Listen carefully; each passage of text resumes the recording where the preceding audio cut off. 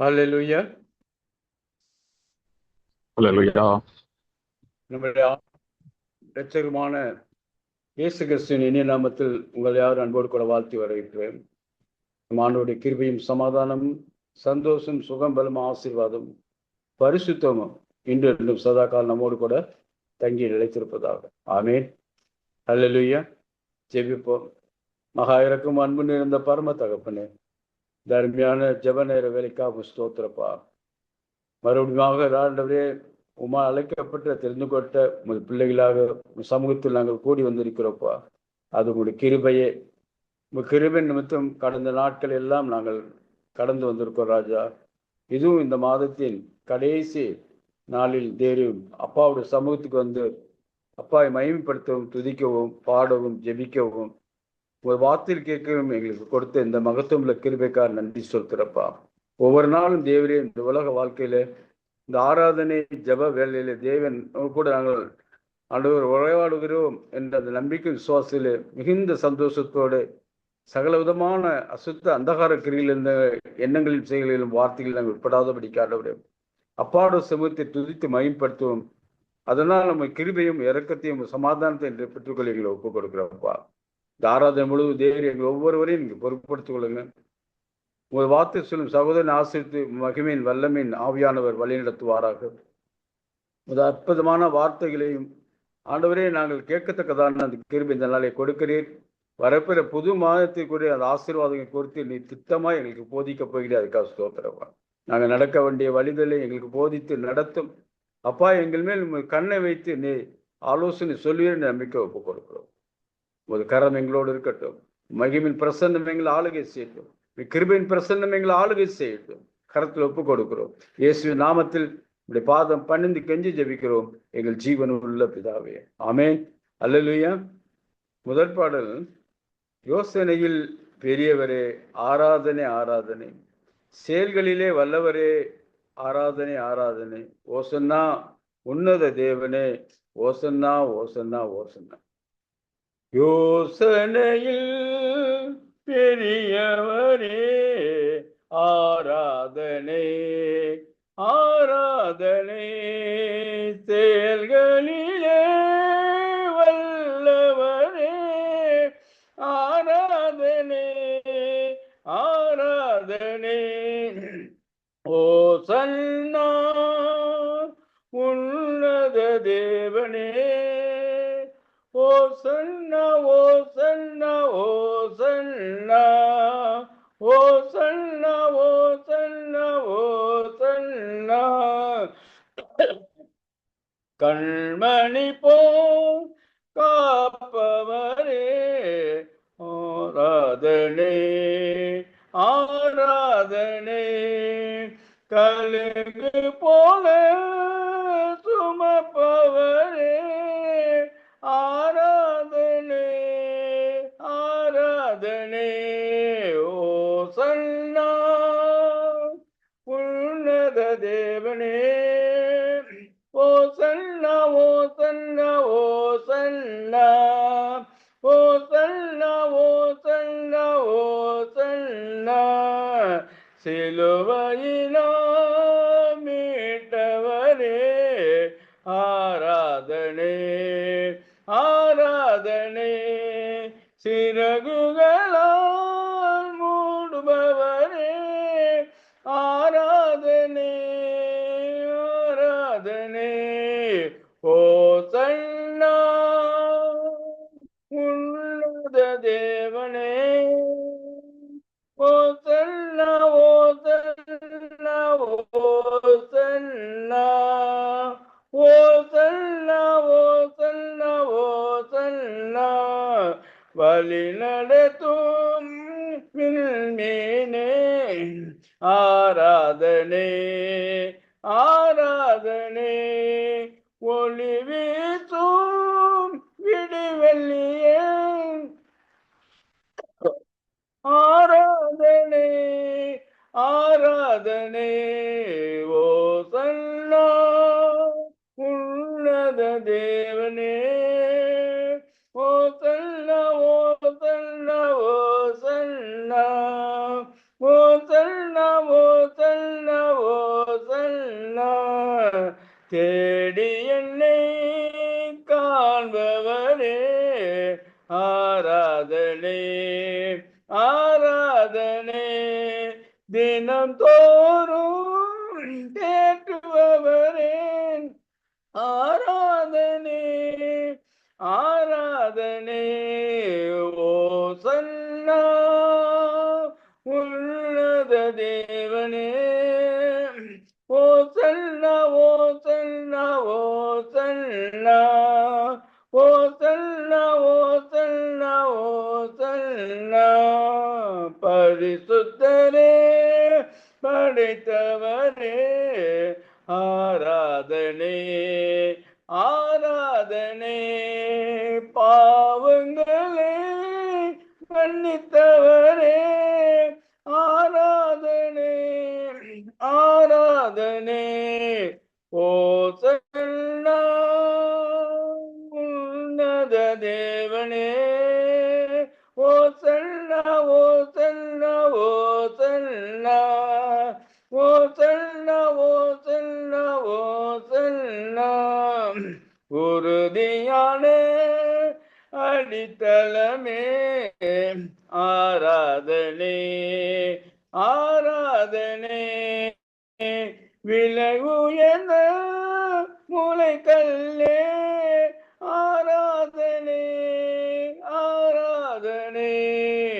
ஓசன்னா உன்னத தேவனே ஓசன்னா ஓசன்னா ஓசன்னா ஓசன்னா ஓசன்னா ஓசன்னா. அல்லேலூயா. அடுத்த பாடல், இயேசுவின் பின்னால் நான் செல்வேன், திரும்பி பார்க்க மாட்டேன், சிலுவே என் முன்னால், உலகமே என் பின்னால், இயேசு சிந்திய இரத்தத்தினாலே என்றும் விடுதலையே. இயேசுவின் பின்னால் நான் செல்வேன், திரும்பி பார்க்க மாட்டேன், திரும்பி பார்க்க மாட்டேன், சிலுவையை முன்னால், உலகமே பின்னால், சிலுவையை முன்னால், உலகமே பின்னால், இயேசு சிந்திய இரத்தத்தினாலே என்றும் விடுதலையே. இயேசு சிந்திய இரத்தத்தினாலே என்றும் விடுதலையே. இயேசுவின் பின்னால் நான் செல்வேன், திரும்பி பார்க்க மாட்டேன், திரும்பி பார்க்க மாட்டேன், உலகத்தின் பெருமை செல்வத்தின் பற்று எல்லாம் உதறிவிட்டேன், உலகத்தின் பெருமை செல்வத்தின் பற்று எல்லாம் உதறிவிட்டேன், உடல் பொருளாவி உடைமைகள் யாவும் ஒப்பு கொடுத்து விட்டேன், உடற்பொருளாவி உடைமைகள் யாவும் ஒப்பு கொடுத்து விட்டேன், நான் அவராலயம் எனக்குள்ளே இயேசு, நான் அவராலயம் எனக்குள்ளே இயேசு, என்ன நடந்தாலும் எவ்வேளையிலும் எப்போதும் துதித்திடுவே, என்ன நடந்தாலும் எவ்வேளையிலும் எப்போதும் துதித்திடுவே. இயேசுவின் பின்னால் நான் செல்வேன், திரும்பி பார்க்க மாட்டேன், திரும்பி பார்க்க மாட்டேன், வேதனை நெருக்கம் இன்னல்கள் இடர்கள் எதுவும் பிரிக்காது, வேதனை நெருக்கம் இன்னல்கள் இடர்கள் எதுவும் பிரிக்காது, வெற்றி வேந்தன் இயேசுவின் அன்பால் முற்றிலும் ஜெயம் பெறுவே, வெற்றி வேந்தன் இயேசுவின் அன்பால் முற்றிலும் ஜெயம் பெறுவே. நிகழ்கின்ற காலமோ வருகின்ற காலமோ, நிகழ்கின்ற காலமோ வருகின்ற காலமோ, வாழ்வோ சாவோ வல்ல தூதரோ பிரிக்கவே முடியாது, வாழ்வோ சாவோ வல்ல தூதரோ பிரிக்கவே முடியாது. இயேசுவின் பின்னால் நான் செல்வேன், திரும்பி பார்க்க மாட்டேன், திரும்பி பார்க்க மாட்டேன், அகிலமெங்கிலும் ஆண்டவரேசு ஆட்சி செய்திடணும். அகிலமெங்கிலும் ஆண்டவனேசு ஆட்சி செய்திடணும். ஆவில் இணைந்து சத்தியம் பேசு சபைகள் பெருகிடணும். ஆவில் இணைந்து சத்தியம் பேசும் சபைகள் பெருகிடணும். என் சொந்த தேசம் இயேசுவிக்கே, என் சொந்த தேசம் இயேசுவிக்கே, இயேசுதான் வழி என்கிற முழக்கம் எங்கும் கேட்கணுமே. இயேசுதான் வழி என்கிற முழக்கம் எங்கும் கேட்கணுமே. இயேசுவின் பின்னால் நான் செல்வேன், திரும்பி பார்க்க மாட்டேன், திரும்பி பார்க்க மாட்டேன். பழையன கடந்தன புதியன புகுந்தன பரலோக குடிமகனா. பழையன கடந்தன புதியன புகுந்தன பரலோக குடிமகனா. மறுரூபமாகி மணவாளன் இயேசுவை முகமுகமாய் காண்பே. மறுரூபமாகி மணவாளன் இயேசுவை முகமுகமாய் காண்பே. இதயமெல்லாம் ஏங்குதையா, இதயமெல்லாம் ஏங்குதையா. இயேசுவே உந்தன் அன்பு நதியிலே என்னாலும் நீந்தனுமே. இயேசுவே உந்தன் அன்பு நதியிலே என்னாலும் மூலனுமே. இயேசுவின் பின்னால் நான் செல்வேன், திரும்பி பார்க்க மாட்டேன், திரும்பி பார்க்க மாட்டேன். சிலுவையை முன்னா உலகமே பின்னால், சிலுவையை முன்னா உலகமே பின்னால். இயேசு சிந்திய இரத்தத்தினாலே என்றும் விடுதலையே. இயேசு சிந்திய இரத்தத்தினாலே என்றும் விடுதலையே. இயேசுவின் பின்னால் நான் செல்வேன், திரும்பி பார்க்க மாட்டேன், திரும்பி பார்க்க மாட்டேன். அல்லேலூயா. ஸ்தோத்திரம், ஸ்தோத்திரம், ஸ்தோத்திரிக்கிறோம் தகப்பனே, நன்றியோடு ஸ்தோத்திரிக்கிறோம். வல்லவரே உமக்கு ஸ்தோத்திரம். இந்த 7வது மாதத்தின் கடைசி நாளில் எங்களை கூட்டி சேர்த்த தயவுக்காக ஸ்தோத்திரம். ஒவ்வொரு நாளும் விசேஷித்தவைகள் தகப்பனே, ஒவ்வொரு நாளையும் எங்களை நேர்த்தியாய் நடத்தினீர், நேர்வழியாய் நடத்தினீர். அதற்காக உமக்கு நன்றி செலுத்துகிறோம். எந்த இடத்துல வெட்கப்பட்டு போகாதபடி காத்து கொண்டீர், பலவீனத்தில் பலம் தந்தீர் அப்பா. அதற்காக உமக்கு ஸ்தோத்திரம், ஸ்தோத்திரம், ஸ்தோத்திரம், ஸ்தோத்திரம், ஸ்தோத்திரம் அப்பா. தேவரே, நீ செய்த எல்லா நன்மைகளையும் நினைக்கிறோம். இந்த 7 மாதத்திலும் ஒருவராயிருந்து பெரிய காரியங்களை செய்தவரே, உம்மை போற்றுகிறோம், உம்மை புகழுகிறோம், உம்மை வாழ்த்துகிறோம், உம்மை வணங்குகிறோம். வல்லவரே, நல்லவரே, மகிமையானவரே, வெற்றவரே, உமக்கு ஸ்தோத்திரம். உன்னதரே உமக்கு ஸ்தோத்திரம். அதிசயங்களின் தேவனே உமக்கு ஸ்தோத்திரம். அற்புதங்களின் தேவனே உமக்கு ஸ்தோத்திரம். மகிமையின் தேவனே உமக்கு ஸ்தோத்திரம். கிருபையின் தேவனே உமக்கு ஸ்தோத்திரம். அப்பா, எங்கள் ஐக்கியத்தை சேர்ந்த அத்தனை குடும்பங்களை நினைத்தரும் எல்லாரும் உடைய உள்ளங்கையில் வரைந்திருக்கிறேன். உடைய கரத்தின் நன்மையினாலும் கரத்தின் நிழலினாலும் அவளை நடத்தி வருகிறேன். அதற்காக உமக்கு ஸ்தோத்திரம். ஒரு புதிய மாசத்துக்குள் பிரவேசிக்க இருக்கிற ராஜா, மகிமையோடு பிரவேசிக்க கிருபை பாராட்டும் நீர். அப்படி அதற்காக ஸ்தோத்திரம். எட்டிப்பான நன்மையை நீர் கட்டளையிடுவீராக. அப்பா, உமக்கு ஸ்தோத்திரம். எங்களை நம்பி கொடுத்த ஊழியங்களை நேர்த்தியா நிறைவேற்ற கிருபை பாராட்டும். எங்கள் ஐக்கியத்தை சார்ந்தவர்கள் அநேக வெளி தேசங்களில் இருக்கிறார்களப்பா. அந்த குடும்பங்களை எல்லாம் நினைத்தருளும். அதற்காக உமக்கு ஸ்தோத்திரம். படிக்கிற பிள்ளைகளுக்கு விசேஷ ஞானத்தை கொடும். வேலைக்காக காத்திருக்கிறவர்களுக்கு நல்ல வேலை வசதிகளை ஏற்படுத்தி தாரும். திருமண வயதில் இருப்பவர்களுக்கு ஏற்ற வரன்களை வாய்க்க செய்யுங்க. சொந்த வீடு இல்லாதவர்களுக்கு வீடு வாசல்களை ஏற்படுத்தி தாரும். அப்பா, உமக்கு ஸ்தோத்திரம். ஊழியம் செய்கிறவர்கள் இருக்கிறார்கள். ஊழியத்தின் எல்லைகளை நீர் பெரிதாக்கும். என்னுடைய செய்கிறதற்காக ஸ்தோத்திரம், ஸ்தோத்திரம், ஸ்தோத்திரம், ஸ்தோத்திரம் தகப்பனே. அப்பா, உமக்கு ஸ்தோத்திரம். வல்லவரே உமக்கு ஸ்தோத்திரம். உன்னதரே உமக்கு ஸ்தோத்திரம். மகிமையின் தேவனே உமக்கு ஸ்தோத்திரம். மகத்துவத்தின் தேவனே உமக்கு ஸ்தோத்திரம். நாங்கள் சார்ந்திருக்கிற திருச்சபைகளுக்காகவும் திருச்சபையின் போதகர்கள் ஊழியர்கள் யாவருக்காக வேண்டிக் கொள்கிறோம். சபைகளிலே எழுப்புதல் தீ பற்றி எரியட்டும். ஆதி அப்போஸ்தலர் காலத்தின் திருச்சபைகளாய் மாறட்டும். சபைகளுக்காய் காணப்படுகிற போட்டி, பொறாமை, ஏற்றத்தாழ்வுகள், பிரிவினைகள் இவையெல்லாம் நீங்கி ஒருமித்த இருதயத்தோடு நீ காணப்பட நீ கிருபை பாராட்டும். அதுபோல தேசத்தின் சேமத்துக்காக வேண்டிக் கொள்கிறோம். ஆளுகை செய்பவர்கள் ஒழுக்கமுள்ளவர்களாக இருக்க கிருபை பாராட்டுங்கப்பா. அப்படியே செய்கிறதற்காக ஸ்தோத்திரம். தேசத்துக்கு தேவையான நல்ல மழையை வர்ஷிக்க பண்ணுங்க. வட மாநிலங்களில் நல்ல மழையை கொடுத்திருக்கிறேன். அசாம் மாநிலத்திலே மிகுதியான உயிர் சேதாரங்கள் ஏற்பட்டிருக்கிறது. இன்னொரு பகுதியில் மழைக்காக வறண்டு கிடக்கிறது ராஜா. எல்லாவற்றையும் நீர் சமமாய் செய்கிற தேவன், நேர்த்தியாய் செய்தவர்களும் தகப்பனே. குறிப்பாக காவிரி பகுதியிலே, நீர்பிடிப்பு பகுதிகளிலே நல்ல மழையை வர்ஷிக்க பண்ணுவீராக. அப்பா, நீர் அப்படி செய்கிறதற்காக ஸ்தோத்திரம், ஸ்தோத்திரம், ஸ்தோத்திரம், ஸ்தோத்திரம் தகப்பனே. வல்லவரே உமக்கு ஸ்தோத்திரம். மகிமையின் தேவனே உமக்கு ஸ்தோத்திரம். அப்பா, இன்னும் யுத்தங்கள் ஓய்ந்தபடியில்லை. ஆனால் யுத்தங்களை ஓய செய்கிற தேவன் நீர். அமெரிக்காவுக்கும் ஈரானுக்கு ஏற்பட்ட யுத்தத்தினால் உலக பொருளாதாரம் பாதிக்கப்படுகிறது. அனைவருடைய வேலை வாய்ப்புகள் பாதிக்கப்படுகிறது. வெளிநாடுக்கு செல்வடைய போக்குவரத்து அனைத்தும் மிகவும் பாதிக்கப்பட்ட அதிக பொருட்செலவு ஏற்பட்டிருக்கிறது. இரக்கம் பாராட்டுங்க தகப்பனே. வல்லவரே உமக்கு ஸ்தோத்திரம், ஸ்தோத்திரம், ஸ்தோத்திரம், ஸ்தோத்திரம், ஸ்தோத்திரம், ஸ்தோத்திரிக்கிறோம் தகப்பனே. உன்னதரே உமக்கு ஸ்தோத்திரம். மகிமையின் தேவனே உமக்கு ஸ்தோத்திரம். இந்த மாதம் முழுவதும் செய்த எல்லா நன்மைகளை நினைக்கிறோம், நன்றி செலுத்துகிறோம். புதிய மாதத்தில் அதை ரெட்டிப்பான நன்மையாய் எங்களுக்கு கிடைக்க செய்கிறேன். அதற்காக ஸ்தோத்திரம்.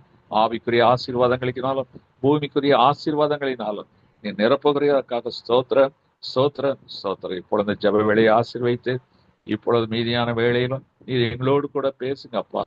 நீர் பேசுகிற தேவன், நாங்கள் ஆராதிக்கிற தேவன், சர்வ வல்லமுள்ள தேவன், பேசுகிற தேவன். எங்களோடு கூட பேசுங்க. பேசுவதற்கு அடியை கருவியாய் மாத்திரம் பயன்படுத்திக் கொள்ளும். அடைய நம் அரைத்து நீர் வெளிப்படும். நாம ஒன்றே உயர்த்தப்படட்டும். இயேசு கிறிஸ்துவின் வல்லமை உள்ள நல்ல நாமத்தில் பிதாவே. அல்லேலூயா, அல்லேலூயா. கர்த்தர் இரட்சகருமாகிய இயேசு கிறிஸ்துவின் நாமத்தில் வாழ்த்துகிறேன். கர்த்தர் தாமே உங்களை ஆசீர்வதிப்பாராக. இப்பொழுதும் கர்த்தருடைய வார்த்தைக்கு நேராய் கடந்து செல்லலாம்.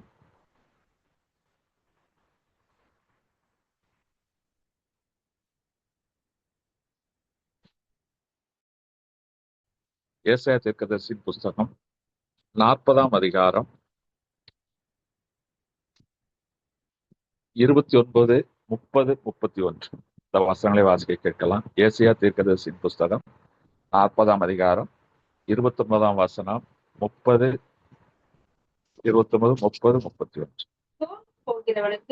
சோர்ந்து போகிறவனுக்கு அவர் பலன் கொடுத்து, சத்துவம் இல்லாதவனுக்கு சத்துவத்தை பெருக பண்ணுகிறார். இளைஞர் இளைப்படைந்து சோர்ந்து போவார்கள், வாலிபரும் இடறி விழுவார்கள்.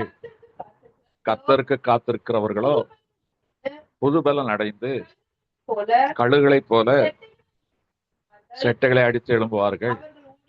அவர்கள் ஓடினாலும் இளைப்படையார்கள், நடந்தாலும் சோர்ந்து போகார்கள். இங்கே சொல்லப்பட்டிருக்கிறது ஒரு சோர்வு. மனிதனுக்கு சோர்வு என்பது ஏற்படுவதற்கு பல வழிகளே வாய்ப்புகள் இருக்கு. ஓடியாடி உழைக்கிறான், களைத்து போய் விடுகிறான், பிறகு ஓய்வெடுக்கிறான், மீண்டும் புத்துணர்ச்சி பெறுகிறான். நன்றாக உண்டு உறங்கி தூங்கி எழுப்பி புத்துணர்ச்சி பெற்று மீண்டும் ஆடாக உழைக்கிறான், பிறகு தேய்ந்து போகிறான், பிறகு புது பலனை பெற்றுக்கொள்ளார். இது உலகத்தில் எல்லாருக்கும் நடக்கிற ஒரு காரியம். களைப்பு இழைப்பு அது வேற. ஆனா சோர்வு என்பது அது ஒரு ஆட்கொல்லி நோய். அது ஒரு மனிதனை ஏதாவது ஒரு வகையில விழத்தட்டிவிடும். மிகுதியான சோர்வுகள் ஒரு மனிதனை ஆரோக்கியத்தை கெடுத்துவிடும். சிலர் மூளையை பாதித்து வைத்தியமாக மாற்றிவிடும். இந்த சோர்வு எல்லாருக்கும் ஏற்படுகிறது. இந்த வாசிக்க கேட்ட அந்த பகுதியில சோர்வுகள் ஏற்படுகிறது. அது இளைஞர்களையும் வாலிபர்களையும் எப்படி பாதிக்கிறது? இந்த சோர்வை நீக்குவதற்கு அவர் எடுக்கிற முயற்சிகளினால் ஒரு பாவத்தில் விழுந்து அழிந்து போகிறார்கள். ஆனால் அந்த சோர்வை நீக்குவதற்கு என்ன செய்ய வேண்டும் என்று சொல்லி 31ஆம் வசனத்தில் கர்த்தருக்கு காத்திருந்தால் நீ புதுபலன் அடைந்து கழுகுகளை போல செட்டைகளை விரித்து அழகா இருக்கு. முதல் வசனத்துல சோர்வு, அதுக்கு அந்த சோர்வினால ஒரு மனுஷன், ஒரு வாலிபன் அல்லது ஒரு இளைஞன் எப்படி கெட்டு போகிறான், எப்படி வீழ்ந்து போகிறான் என்பதை அடுத்த வசனம் சொல்லுகிறது. ஆனால் நமக்கு கொடுக்கப்படுகிற ஆலோசனை, நீ கர்த்தருக்கு காத்து இருந்தால் உனக்கு புதுபலன். அப்ப இழைப்பு ஒரு பக்கம், இன்னொரு பக்கம் சோர்வும் ஒரு பக்கம் மனிதனுக்கு வரத்தான் செய்கிறது. அப்ப இந்த சோர்வு எதனால் ஏற்படுகிறது? இதுக்கு பலவிதமான காரணங்கள் சொல்லப்பட்டாலும் வேதத்திலிருந்து சில காரணங்களை நான் சொல்ல விரும்புகிறேன். இந்த சோர்வு என்பது உபத்திரவங்களினால் ஏற்படுகிறது. யாரை நான் திராணிக்கு மேல சோதிக்க மாட்டேன் என்று ஆண்டவர் சொல்லுகிறார். ஆனா உபத்திரவங்கள் எல்லா மனுஷனுக்கு என்ன செய்யுது? நியமிக்கப்பட்டிருக்கிறது. இப்போ ஒவ்வொருத்தருக்கும் ஒரு உபத்திரவம் இருக்கும். இன்னைக்கு நிறைய பேருக்கு ஒரு உபத்திரத்தை சொல்லலாம். நான் கல்யாணம் கட்டினதுனால இருந்து எனக்கு உபத்திரம் தாங்க, நிம்மதியே இல்லை. எனக்கு பிள்ளைங்க பிறந்தாங்க, ஐயோ அன்னைக்கோ பிடிச்சா உபத்திரவம். சில பிள்ளைகளை கல்யாணம் கட்டி கொடுத்தேன், கஷ்டப்பட்டு உழைச்சி சம்பாதிச்சு நல்ல விதமா கட்டி கொடுத்தேன். அந்த பிள்ளைகளால நான் படுற பாடு. சரி, அப்ப மனிதனுக்கு நிறைய உபத்திரம் இருக்கு. நான் 1-2 தான் சாம்பிள் சொல்றேன். உபத்திரம் என்றால் எல்லாம் இருக்கும், இருந்தாலும் ஏதோ ஒரு வேதனை. சிலவனுக்கு உழைக்க திறன் இருக்காது, சாப்பிட ஆகாரம் இருக்காது, வறுமை சிறுமை, அது ஒரு வகை. ஆனா எல்லாம் இருந்தும் அதை அனுபவிக்க கூடாதபடி அநேருக்கு சில உபத்திரவங்கள் இருக்கத்தான் செய்கிறது. சிலவங்க என்ன செய்வாங்க? மற்றவங்களை உபத்திரப்படுத்துவாங்க, டீஸ் பண்றது, எதையாவது சொல்லி காயப்படுத்தி குற்றப்படுத்தி ஏதாவது உபத்திரம். 2 பக்கத்து வீட்டுக்காரங்களுக்கு என்னைக்கும் ஒரு உபத்திரம் இருக்கும். உன் கோழி என் வீட்டுக்கு வந்துருச்சு, ஊர்கள்ல அதான் பிரச்சனை. உன் மரம் எங்க வீட்டுக்குள்ள சரிஞ்சிருச்சு, வரதா இல்லையா? எல்லை தகராறு, வாய்க்கால் தகராறு, அப்படியே உபத்திரவங்கள். இப்படி பொது காரியங்களினாலும் ஒரு மனிதனுக்கு உபத்திரவங்கள் வருகிறது. சரி, பல காரணங்கள். அப்போ உபத்திரவங்கள் ஒரு மனிதனுக்கு இருக்கத்தான் செய்கிறது. இங்கே ஒரு வேதத்துல சில ஒரு வசனத்தை எடுத்துக்கொள்ளலாம். பவுல் அழகாய் சொல்ல, ஒரு ஆவிக்குரிய பிரகாரமா அவருக்கு என்ன உபத்திரம் வந்ததுன்னு சொல்லி எபேசியர் 3ஆம் அதிகாரம் 13ஆம் வசனத்தை வாசிக்கலாம். எபேசியர் 3ஆம் அதிகாரம் 13ஆம் வசனம். ஆகையால் உங்கள் நிமித்தம் நான் அனுபவிக்கிற உபத்திரங்கள் நிமித்தம் நீங்கள் சோர்ந்து போகாதிருக்க வேண்டிக் கொள்ளுங்க. இது கொஞ்சம் வித்தியாசமானது. உபத்திரம் உங்களாலதான் எனக்கு வந்துச்சு, உபத்திரப்பட்டது நான் தான், ஆனா நீங்க ஏன் சோர்ந்து போறீங்க? அப்ப இது ஒரு வித்தியாசமான உபத்திரம். அப்ப கிறிஸ்து நிமித்தமாகவும் உபத்திரம் வருது. சில எல்லா தப்பையும் பண்ணிட்டு ஐயோ இப்படி ஆயிப்போச்சு, அப்ப நினைச்சது ஒண்ணு, நடக்கிறது ஒண்ணு. நான் இப்படிலாம் நினைச்சேன், இந்த மாதிரிலாம் ஆக நினைச்சேன், கடைசியா இப்படி ஆயிட்டே. அப்போ நம்ம நினைச்சதுக்கு மாறாக நடக்கும் போது நமக்கு என்ன செய்யறோம்? அது சோர்ந்து போயிடும். அப்ப இங்க பவுலுக்கு தான் உபத்திரங்கள் ஏற்பட்டது கிறிஸ்து நிமித்தமாக. ஆனா அதை பார்த்து இன்னைக்கு அவருக்கு விசுவாசிகளுக்கு ஆயிட்டான் சோறு. இப்போ உதாரணம் சொல்லணும்னா, 3 மாசத்துக்கு மேல எலெக்ஷன் வந்துச்சு, உற்சாகமா ஓட்டு போட்டுட்டாங்க. ஓட்டு போட்டு ஏண்டா போட்டோம், சோர்ந்து வந்துச்சா? ஏண்டா ஓட்டு போட்டோம், தெரியாம போட்டோமே. இது பவுல் அன்னைக்கே சொல்றாரு, கஷ்டப்பட்டதுன்னா. ஆனா சோர்ந்து போறது சரி, இது சோர்வுல ஒரு வித்தியாசமான ஒரு பகுதி என்பதற்காக இதை சொல்லுகிறேன். ஆனா யோபுடைய வாழ்க்கை எடுத்துக்கொள்வோம். 6ஆம் அதிகாரம் 2-3 வசனங்கள். யோபு 6ஆம் அதிகாரம் 2-3 வசனங்கள். என் சஞ்சலம் நிறுத்தப்பட்டு என் நிர்பந்தங்கள் எல்லாம் தராசுல வைக்கப்பட்டால் நலமாயிருக்கும். அப்பொழுது அது கடற்கரை மணலை காட்டிலும் பாரமா இருக்கும். ஆகையால் என் துக்கம் சொல்ல முடியாது. துக்கத்துக்கு ஒரு அளவு கொடுக்கிறார். ஒரு பெரிய செல்வந்தர், மிகப்பெரிய செல்வந்தர், இப்ப எல்லாத்தையும் இழந்து நிற்கிறார். அப்போ வாழ்ந்துகிட்டவர், அவருடைய துக்கம் பெருசு. அது கம்பேர் எங்க பண்றாரு? என் துக்கத்தை ராசுல எல்லாம் நிற்க முடியாது, ஏன்னா கடற்கரை மணலை காட்டிலும் அளவிலாது. ஆண்டவரே சொன்னால, வானத்து நட்சத்திரங்களை எண்ணிப்பார், கடற்கரை மணலை எண்ணிப்பார். ஏன்னா ரெண்டையும் அளக்க முடியாது, எண்ணவும் முடியாது. அளவு கடந்த ஒரு துக்கம். சிலவங்களுக்கு 1-2 வேதனைகள் இருக்கும், அதுவே பெரிய சோர்வை கொடுக்கும். ஆனா அளவு கடந்த துக்கம், அதான் சொல்லுவாங்க, சோதனைக்கு மேல் சோதனை போதுமடா சாமிம்பாங்க. சோதனைக்கு மேல சோதனை. இப்ப இன்னைக்கு ஒண்ணுன்னா நாளைக்கு ஒண்ணு, ஏதோ வாரத்துல ஒண்ணுனாலும் பரவாயில்ல, டெய்லி ஒண்ணு, காலையில ஒண்ணு, சாயந்தரம் ஒண்ணு. சிலவங்க ஆபீஸ்ல இருக்கன்னு சொல்லுவாங்க, ஐயா இது காலையில தான் அவர் இப்படி சொல்லிட்டு போறாரு, மத்தியானம் வந்து ஆபீசர் இதை சொல்றாரு, ஏன்டா இந்த ஆபீஸ்ல வந்து சேர்ந்தம் தெரியல, ஒரே சோதனையா இருக்கு. அப்போ நிறைய மனிதனுடைய வாழ்க்கையில அளவிட முடியாத அளவுக்கு, சொல்ல முடியாத அளவுக்கு ஏதோ ஒரு சோதனைகள், சோர்வுகள் இருக்கு. அப்போ மனிதன் சலிப்பு சஞ்சலமாக தான் தோன்றுகிறான். எந்த ஒரு மனிதனாலும் சிரிப்பாவது, சிரிச்சு புன்னகையோட போறானா? நான் எனக்கு தெரிஞ்சு சென்னையில உள்ளவங்க எல்லாரும் எரிச்சலோடு தான் போறாங்க. சிரித்த முகமே போறவங்க பார்க்கவே முடியல. கோயிலுக்கு போனாலும் இளவு வீட்டுக்கு போற மாதிரியே தான் போறது. அதே நேரத்தில் கல்யாண வீட்டுக்கு போனாலும் எரிச்சலோடு போறது, அல்ல பெருமையோட போறது. சிரித்த முகமா இன்னைக்கு போறாங்க யாரும் இல்லை. எனக்கு தெரிஞ்சு சிரிச்ச முகமா இருக்கிறது கீழ்ப்பாக்கம் மெண்டல் ஆஸ்பத்திரியில் ஒண்ணுதான். அவங்க தான் சிரிச்ச முகமா இருக்கிறாங்க. என்ன நடக்குதுன்னு தெரியாம சிரிச்ச முகமா இருக்கிறாங்க. மற்றபடி எல்லா மனுஷனுக்களும் ஏதோ ஒரு சோர்வு இருக்கிறது. இன்னைக்கு நமக்குள்ள சில சோர்வுகள் இருக்கலாம். அன்னாள் கணவனால் மிகவும் நேசிக்கப்பட்டாள். ரொம்ப பெற்று, புருஷனுக்கு 2வது மனைவி தான், அது ரொம்ப நேசித்தாங்க. இப்போ ஒரு கணவனுடைய அன்பை விடவா ஒரு மனைவிக்கு வேலை பெருசா இருக்கு. ஆனால் அவளுக்கு பிள்ளை பாக்கியம் இல்லை. பிள்ளை பாக்கியம் இல்லாத கூட பெருசு இல்லை, சக்களத்துக்கே பேசியிருக்க, நக்கலா பேசியிருக்கிற, மாலடின்னு சொல்லியிருப்பாங்க, பிள்ளை பேர வக்கலன்னு சொல்லியிருப்பாங்க, ஏதாவது சொல்லத்தானே செய்வாங்க. ஒரு காலத்துல ஒரு பிள்ளை இல்லைன்னா பல காரணங்களை சொல்வார்கள். அதே போல நம்ம உலகத்துல நமக்கு எது இல்லையோ அதை குறித்து என்ன சொல்லுவாங்க, ஏளனமாக பேசுவார்கள். இப்போ அப்படிப்பட்ட ஒரு வேதனை, அந்த வேதனையில 1 சாமுவேல் 1ஆம் அதிகாரம் 16ஆம் வசனம், உம்முடைய அடியாரை உம்முடைய அடியாளை பேரியாளின் மகளாக எண்ணாதேயும், மிகுதியான விசாரத்தினாலும் மிகுதியான விசாரத்தினாலும் கிளேசத்தினாலும் எந்த கிளேசத்தினாலும் மட்டும் இந்நேரம் மட்டும் விண்ணப்பம் விண்ணப்பம் பண்ணினேன். அவ வேதனையோட ஆலயத்துக்கு வர்றான். வந்தா வார்த்தை வரல, விம்முறா, அழுகிறா, கண்ணை துடைக்கிறா, வார்த்தை வரல. ஆசாரியர் அங்க உட்காந்து பார்த்துக்கிட்டே இருக்கிறார். பாஸ்டர் பார்த்து, இந்த மகா நான் காலையிலே குடிச்சிட்டு வந்துட்டாளா, காலையிலே குடிச்சிட்டு வெறித்து வந்திருக்காரு. உடனே ஏதோ நடந்திருக்கு. உடனே கேட்கிறேன்.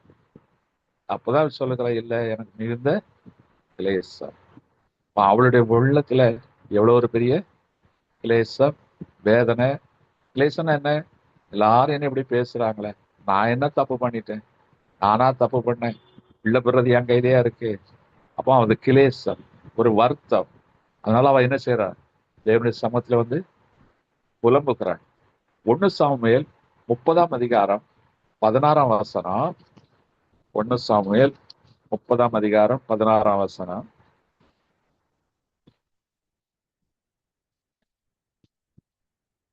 16. இதோ அவர்கள் வெளியே புசித்து தாங்கள் இல்ல 1 சாமுவேல் 30:6. தாவீது மிகவும் 30:6. தாவீது மிகவும் நெருக்கப்பட்டார். சகல ஜனங்களும் தங்கள் குமார்த்திகள் நிமித்தம் மன கிளேசமானதனால்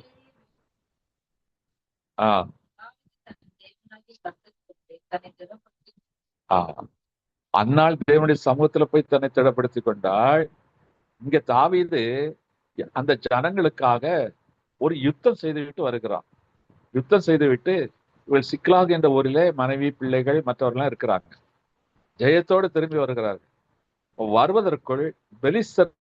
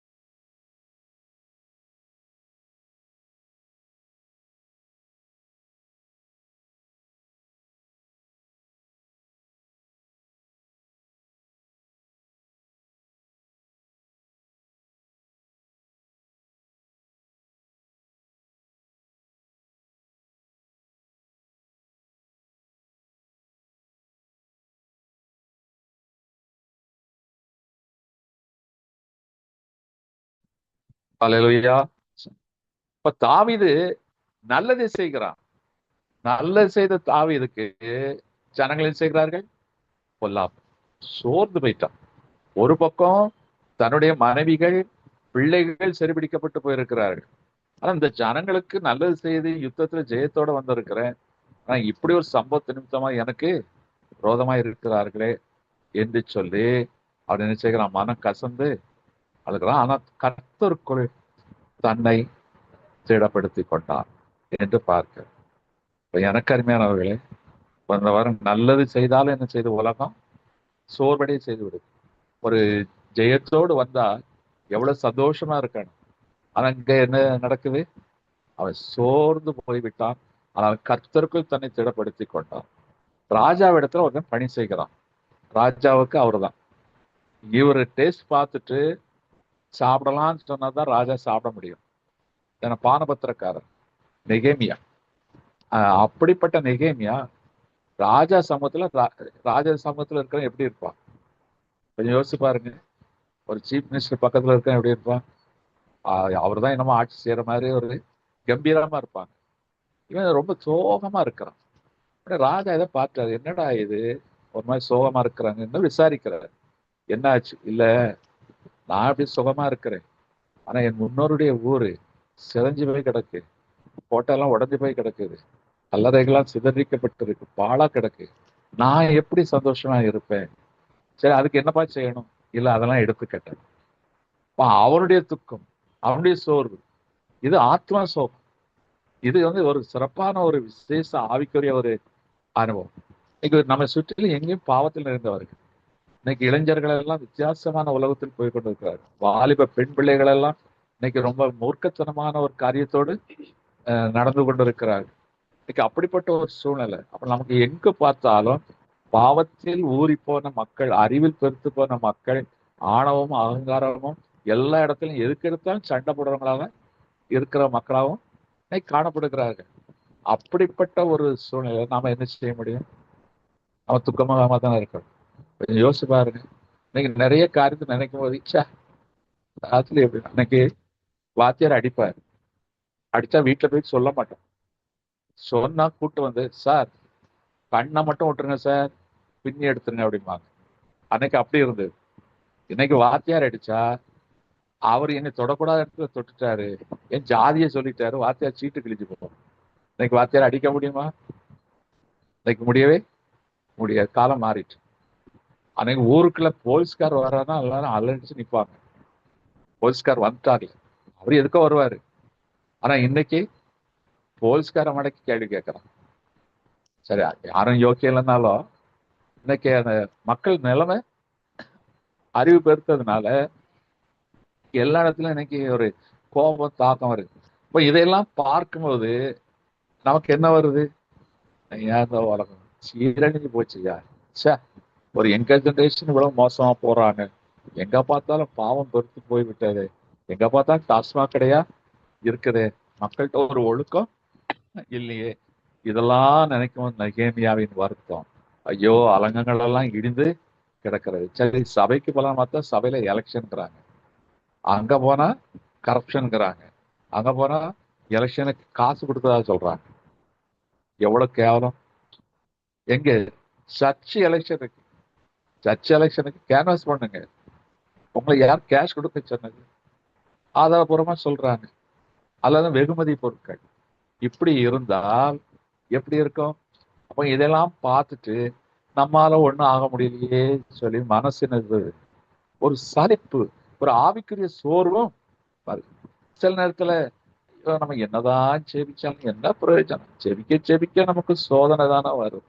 வேதத்தை வாசிக்க நமக்கு இன்னும் வேதனை தானே வருது. இது ஒரு பக்கம்.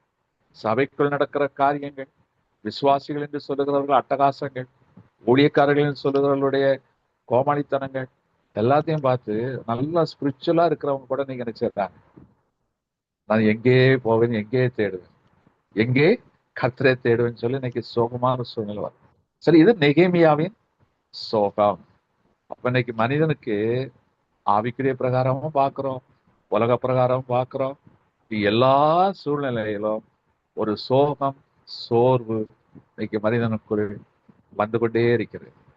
அப்ப இந்த சோர்வு நீதிமொழிகளின் புஸ்தகம் 15ஆம் அதிகாரம் 13ஆம் வசனம்.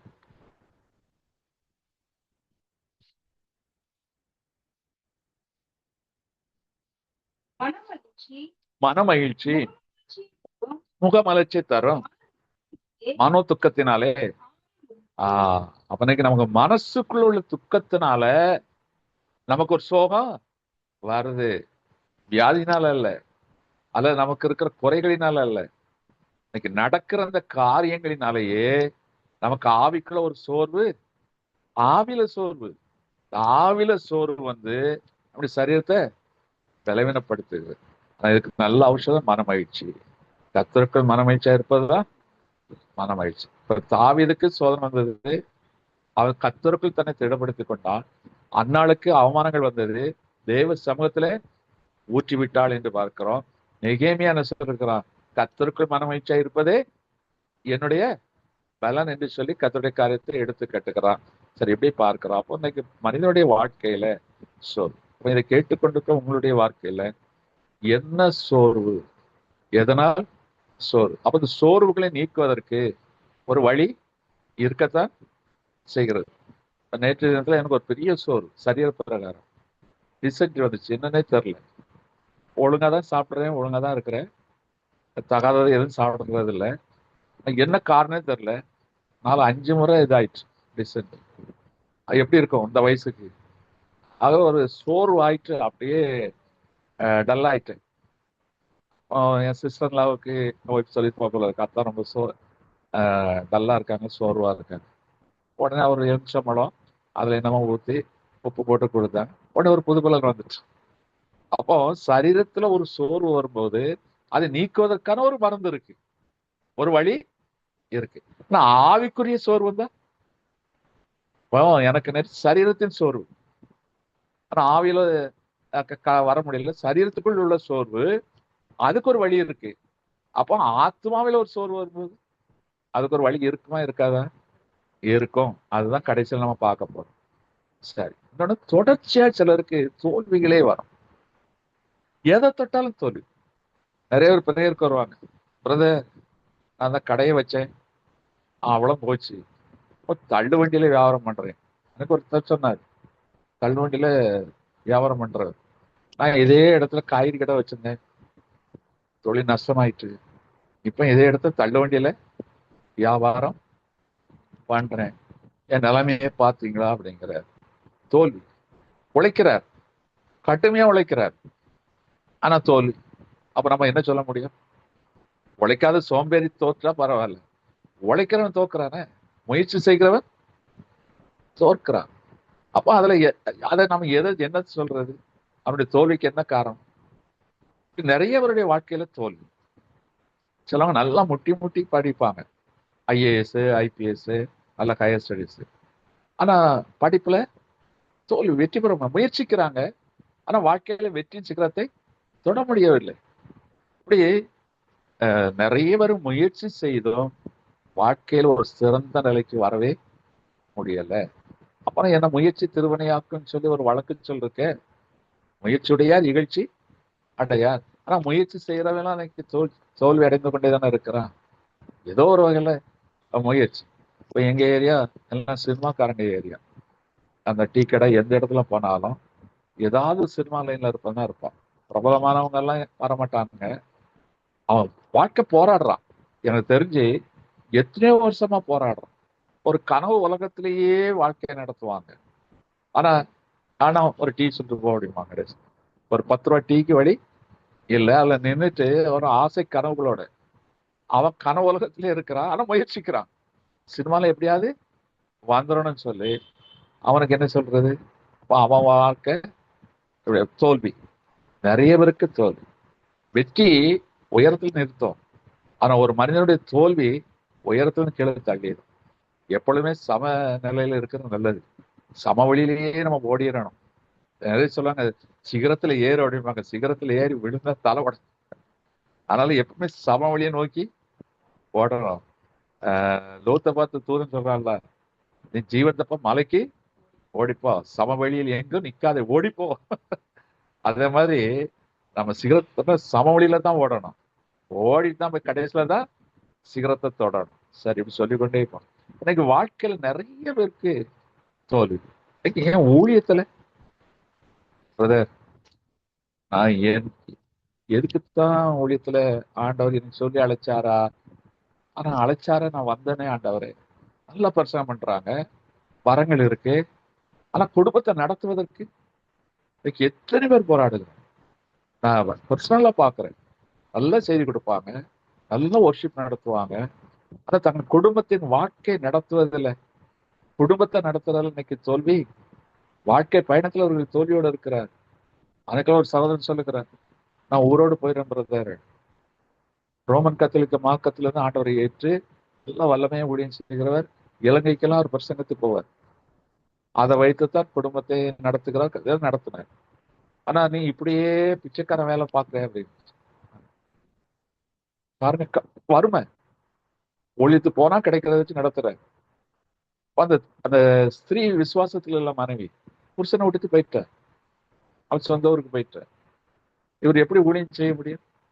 அப்ப நீங்க ஊழியத்துல எத்தனை பேருடைய தோல்வி ஊழியம் தான். அப்ப நம்ம அதை ஆண்டவர் நம்ம சொல்ல முடியுமா? அங்கேயும் தோல்வி, தொழில் செய்த தோல்வி, படிப்புல தோல்வி. ஆனா முயற்சிக்கிறாரு. யாரும் எனக்கு தெரிஞ்சு சோம்பேறியா இல்ல, ஏதோ ஒரு வகையில முயற்சிக்கிறார். குடிக்கிறவன் கூட ஏதோ ட்ரை பண்றாங்க. அந்த டீ கடை அந்த டாஸ்மாக் கடை பக்கத்துல ஒரு வாரமா நிற்பான், உட்காந்து எவனையாவது பேசி அந்த எச்சு சாராயத்துக்கு ஏதோ ஒரு வழி பண்ணிடுறானே. அவன் முயற்சிக்கிறான், ஆனா வாழ்க்கையில தோல்வி. அப்ப நமக்கும் சில தோல்விகள்லாம் ஏதாவது பரவாயில்ல. காதலில் தோல்வி, அது ரொம்ப உருப்படும். தாடியை வளர்த்துட்டு காதல்ல தோல்வி, அது வேற. அப்ப பிஞ்சு வயசுல இன்னைக்கு காதல், அதுல தோல்வி, ஜெயமா வரும். காதல்னாலே அது தோல்விதான். அதுல தோல்வி, படம் எடுத்தா படத்துல தோல்வி. அப்ப நீங்க எல்லா இடத்துக்கும் தோல்வி. அப்ப எப்படிதான் இது வாழ்க்கை? 24:10 நீதிமொழிகள் 24:10. அதை அறியும் என்பாயாகில் ஆபத்து காலத்தில் நீ சோர்ந்து போவாயானால் ஆபத்து காலம் என்றால் தோல்வி. அதான் நமக்கு அந்த பஸ்ல ஆக்சிடென்ட் ஆகிறது ஆபத்து காலம் இல்ல, அது விபத்து. ஆனா ஆபத்து காலம் என்றால் தோல்வி. முயற்சியில தோல்வியெல்லாம் வருது, அது ஒரு ஆபத்து காலம், டேஞ்சர் ஜோன். ஆனா சோர்ந்து போவாயானா அது என்ன சொல்லப்பட்டிருக்கிறது? உன் பலன். இன்னைக்கு நிறைய பேர் பலன் குந்தி போய் காணப்படுகிறார், நம்பிக்கை இழந்து காணப்படுகிறார். பிரகாசிக்கக்கூடியவர்கள், பேசக்கூடியவர்கள், பாடக்கூடியவர்கள், ஆற்றல் மிகுந்தவர்கள் முயற்சிக்கிறார்கள். ஆனால் வாய்ப்பு இழந்து, இன்னைக்கு வலுவிழந்து, இன்னைக்கு பூனை குறுகி போய் வாழ்க்கையை நடத்தி கொண்டிருக்கிறார். இப்படி சொல்லிக்கொண்டே போனோம். இன்னைக்கு நிறைய பேர் அதெல்லாம் நினைச்சுட்டாங்க, சோர்ந்து போய்விடுது. ஒரு காலகட்டம் வரும்போது என்னையா வாழ்க்கைன்னு ஒரு விரக்தி அடைந்த ஒரு தன்மைக்கு இன்னைக்கு மனிதன் தள்ளப்பட்டு கொண்டிருக்கிறார். ஆனா நம்ம ஆராதிக்கிற தேவன் யாரு? ஜெய கிறிஸ்து. அவர் எங்கேயாவது தோத்தாரா? மரணத்தையே ஜெயித்தவர். எந்த மனுஷனும் மரணத்தை ஜெயிக்க முடியாது, பிசாசையும் ஜெயிக்க முடியாது. இந்த ரெண்டையும் ஜெயிச்சவர் இயேசு கிறிஸ்து. உலகம் நினைக்குது சிலுவையில அரைஞ்சிட்டாங்க, கதை முடிஞ்சது. இல்ல, பிசாசின் தலையை நசுக்கினார் தான் சொல்லப்பட்டிருக்கிறது. கல்லறைக்குள்ள வச்சுட்டாங்கன்னு பார்த்தா 3ஆம் நாள் எழுப்பி வந்து நிற்கிறார். அப்போ பிசாச, உலகத்தின் அதிபதியாக பிசாசை ஜெயித்தவர் இயேசு கிறிஸ்து. உலகத்துல பிறந்த ஒவ்வொரு மனிதனுக்கு உள்ளது மரணம், அந்த மரணத்தை ஜெயித்தவரும் இயேசு கிறிஸ்து. அவரைத்தான் நாம் ஆராதிக்கிறோம். ஆனா நம்முடைய காரியம், அவரால் இங்க வாழ்க்கையில பல முறைகளில் தோத்தவர். அவர் தோல்வி. அவருக்கு 7 முறை பொண்ணு பார்த்து 8வது தடவை தான் அமைஞ்சது. அவருக்கு அமையவே இல்லை, எல்லாத்துலயும் தோல்வி. அதே மாதிரி ஜனாதிபதி ஆவதற்கு முதல்ல அந்த கட்சிக்குள் தேர்ந்தெடுக்கப்பட வேண்டும், அதுலயும் 7 முறை தோல்வி. அதுக்கு பிறகுதான் அந்த கட்சியிலேயே இவரை கேண்டிடேட்டாக தீர்மானித்தார்கள். பிறகு வெற்றி பெற்றார். ஆனா அவருடைய ஆயுசு குறைவாக முடிந்து போயிடுச்சு. நல்ல காரியத்தை செய்தார், ஷூட் பண்ணி கொண்டுட்டார். ஆனா இன்றைக்கு வரைக்கும் ஆபிரகாமினுடைய பெயர் போற்றப்படுகிறது. அவர் வெற்றி பெற்றதுக்கு காரணம் கர்த்தரை நம்பினார். ஆனா இன்னைக்கு அழிக்க முடியாத ஒரு பெயர் ஆபிரகாம். அமெரிக்காவுக்கு நமக்கு என்ன சம்பந்தம் இருக்கிறது? இன்னைக்கு அமெரிக்கா என்றாலே நாம் இதை நினைவு கூறக்கூடிய பெயர்கள் சர்வதேச அளவில் காந்தி, நேரு, அதுக்கு இணையாக நம்ம ஆபரகாம் லிங்கனையும் நான் நினைவு கூறுகிறோம். வாழ்ந்தது கொஞ்ச காலம்தான், வாழ்க்கை முழுவதும் தோல்வியை சந்தித்தவர். அவர் சொல்லுகிறார், கிறிஸ்து தான் என் வாழ்க்கை. அல்லேலூயா. ஓ, இன்னைக்கு எல்லாரும் தோல்வி முகத்துல இருக்கிறாங்க. ஆனா நமக்கு ஜெயிச்சவரை நோக்கி பார்க்க 1 கொரிந்தியர் 15ஆம் அதிகாரம் 57ஆம் வசனம். 1 கொரிந்தியர் 15ஆம் அதிகாரம் 57ஆம் வசனம்.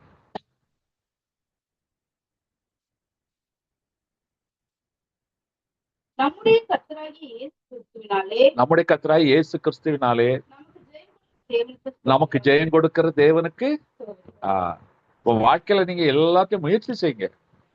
தோல்வியை சந்திப்பீங்க, ஆனாலும் சோர்ந்து போகாதீங்க. பேதுரு ஒரு சிறந்த மீன்பிடிக்கிறவன். அவன் முயற்சி செய்தான். முயற்சி செய்து வலை எட்டி, மீன் கிடைக்கவே இல்லை. வலையை அலசிட்டு இருக்கிறான். ஏன்னா சந்தோஷமா அலசிட்டு இருப்பான். நல்ல உச்சி வெயில், வீட்டுக்கு போகல அப்படின்னா என்ன வீட்டுக்கு போனா பொண்டாட்டி உதைப்பான். ராட்சசியா இருந்திருக்கணும். அதனாலதான் வீட்டுக்கு போய் என்னடா அடி வாங்குறது, கடற்கரையிலே இருக்கிற உட்கார்ந்துருக்கான். ராத்திரி எல்லாம் படகு பிடிச்சிட்டு வந்தவன் மீனை கூட எண்ண மாட்டான். படகை தள்ளி விட்டுச்சு, உடனே வீட்டுக்கு போயிடுவான். அங்க அந்த படகு பொதுவாக இருக்கிறவன் தான் அதை கணக்கு பார்த்து, எப்பா இத்தனை மீன் வந்தது, இத்தனை கிலோ வித்தோன்னு சொல்லி கணக்கு கொடுப்பாங்க. ஏன்னா அவ்வளவு களைப்பாக இருக்கும். ஆனா இவரு கடற்கரையிலேயே உட்காந்து வலையை அலசிட்டு இருக்காருன்னா என்ன அர்த்தம்? வெறும் கையோட வீட்டுக்கு போனா அவ கையால அடி வாங்கணும், கரண்ட் கையால அடி வாங்கணும். நமக்கு எதுக்கு வம்புன்னு சொல்லி கடற்கரையிலேயே உட்காந்து. இன்னைக்கு நிறைய பேர் பீச்சில் பார்க்கில் ஏன் உட்காந்துட்டு இருக்காங்க? வீட்டுக்கு போனா டோஸ் வாங்குவாங்க. அதனாலதான் பார்க்ல பீச்சில் காற்று வாங்குறேன்னு சொல்லி உட்காந்துட்டு இருப்போம். இல்லைன்னா வீட்டை போய் வாங்கணுமே, வேற வாங்கணும். அதுக்கு காத்து வாங்குறது உண்மைதானே? நிறைய பேர் ட்ரெயின்ல இறங்காம வீட்டுக்கு போக மாட்டான், அங்கேயே உட்காந்துட்டு இருப்பான். டீ குடிச்சிட்டு அங்கேயே உட்காந்துட்டு ஏன்னா வீட்டுக்கு போனா. அப்போ அவனுக்கு தொடர் தோல்விகள், எதை எடுத்தாலும் தோல்வி. ஆனா ஜெய கிறிஸ்து நம்மோடு கூட. நீங்கள் நானும் சந்திக்காத தோல்வியா? யோசிச்சு பாருங்க. இன்னைக்கு நாம இன்னைக்கு ஒரு உயர்ந்த நல்ல நிலைமைக்கு வந்திருக்கோம்னா நம்ம ஒன்றும் வெற்றி பட்டிகளே ஏறி வரல, தோல்விகளை படியாக்கி நம்ம வெற்றி இருக்கோம். இன்னைக்கு தோல்விகள் தான் நமக்கு படிகள். அதை மிதிச்சுதான் நம்ம இன்னைக்கு வெற்றி படியில் வந்து நிற்கிறோம். எனக்கு காரணம் என்ன? ஜெய கிறிஸ்து. இன்னைக்கு நாம ஏதோ ஒரு வெற்றி கொடி ஏற்றிருக்கோமா இல்லையா? அது காரணம் என்ன? பாவத்தை ஜெயிச்சிருக்கோம். பாவத்தை நம்மளால ஜெயிக்க முடியும், மற்றவங்களை மன்னிக்க முடியும். அப்போ இன்னைக்கு நமக்கு ஒரு ஜெயம் உண்டாயிருக்கிறது. அது ஜெய கிறிஸ்துவனால் உண்டாயிற்று. அப்ப தோல்விகளை ஜெயமாய் மாற்றுகிறவர் இயேசு கிறிஸ்து தான். இன்னைக்கு இந்த ஃபுட்பால் மேட்ச் நடந்தது. ஒருத்தன் கோல் போடுறான். கோல் போட்டு அந்த டீம் வின் பண்ணிச்சு. அவன் முழங்கால் இன்னும் ஆண்டவர் நோக்கி பார்த்தான். ஆண்டவர் நோக்கி தேங்க்ஸ் சொல்றான். இப்போ அவன் சொல்லுறான், இந்த வெற்றி என்னால் உண்டானதல்ல, இந்த வெற்றி கிடைப்பதுக்கு நீர் உதவி செய்து ஆண்டவருக்கு நன்றி சொல்லிட்டுக்கிறான். அந்த மாதிரி அந்த 2-3 இடத்துல பார்த்தேன். நான் ஒலிம்பிக்ஸ்லயும் பார்த்துருக்கிறேன். எத்தியோப்பியாவில் ஒருத்தன் லாங் டிஸ்டன்ஸ் ரேஸ் மாரத்தான் ஓடுவார். அவர் 2-3 கிட்டத்தட்ட 5 ஒலிம்பிக்ஸ்ல ஓடி இருக்கார். ஓடி எல்லாத்துலையும் கோல்டு மெடல். கடைசியில அவர் அந்த 5 மெடலையும் கொண்டு போய் தன் சார்ந்த சபையில ஆல்டர் கொண்டு வச்சுட்டார். ஆண்டவரே, எனக்கு அங்கீகாரம் கிடைச்சது, வர இந்த வெற்றியை கொடுத்தது நீர், இந்த மெடல் உமக்கு தான் உரியன்னு சொல்லி ஒவ்வொன்றும் எத்தனையோ 5 பவுனோ 6 பவுனோ அதில் தங்கம் இருக்கும். அவருடைய சரியான இடத்துல சுத்த தங்கம் இருக்கும். அவ்வளவு பெருச ஆண்டவரே இது உமக்குரியதுன்னு சொல்லி எத்தியோப்பியாவில் ஒரு பெரிய ஓட்டக்காரன் அதை கொண்டு ஆண்டவர் கொடுத்தாரு. இன்னைக்கு நாம் வாழ்க்கையில தோல்வியில நினைக்கிறோம், தோல்வியில ஜெயமாய் மாற்றம் ஆண்டவருக்கு நாம் நன்றியர்களோடு இருக்கிறோமா? எந்த காரியம் இருந்தாலும் ஆண்டவர் இது உம்மால் ஆயிற்று, இது என்னால் உண்டானது அல்ல, இது உம்மாலேயே எனக்கு ஆயிற்று. இன்னைக்கு நான் நிக்கிறேன்னா உம்மால் தான், இன்னைக்கு நான் நடக்கிறேன்னா உம்மால் தான், இன்னைக்கு நான் சுகத்தோடு இருக்கிறேன்னா அது உம்மால் தான், இன்னைக்கு ஏதோ 4 பேருக்கு தெரிகிற மாதிரி இருக்கிறேன்னா அது உம்மால் தான் ஆண்டவரே. அப்ப எல்லாத்துக்கும் நாம வெற்றி சிறந்த தேவனை முன்னிறுத்த வேண்டும். அல்லேலூயா. அப்ப ஜெய கிறிஸ்து நம்மோடு கூட இருக்கிறார்.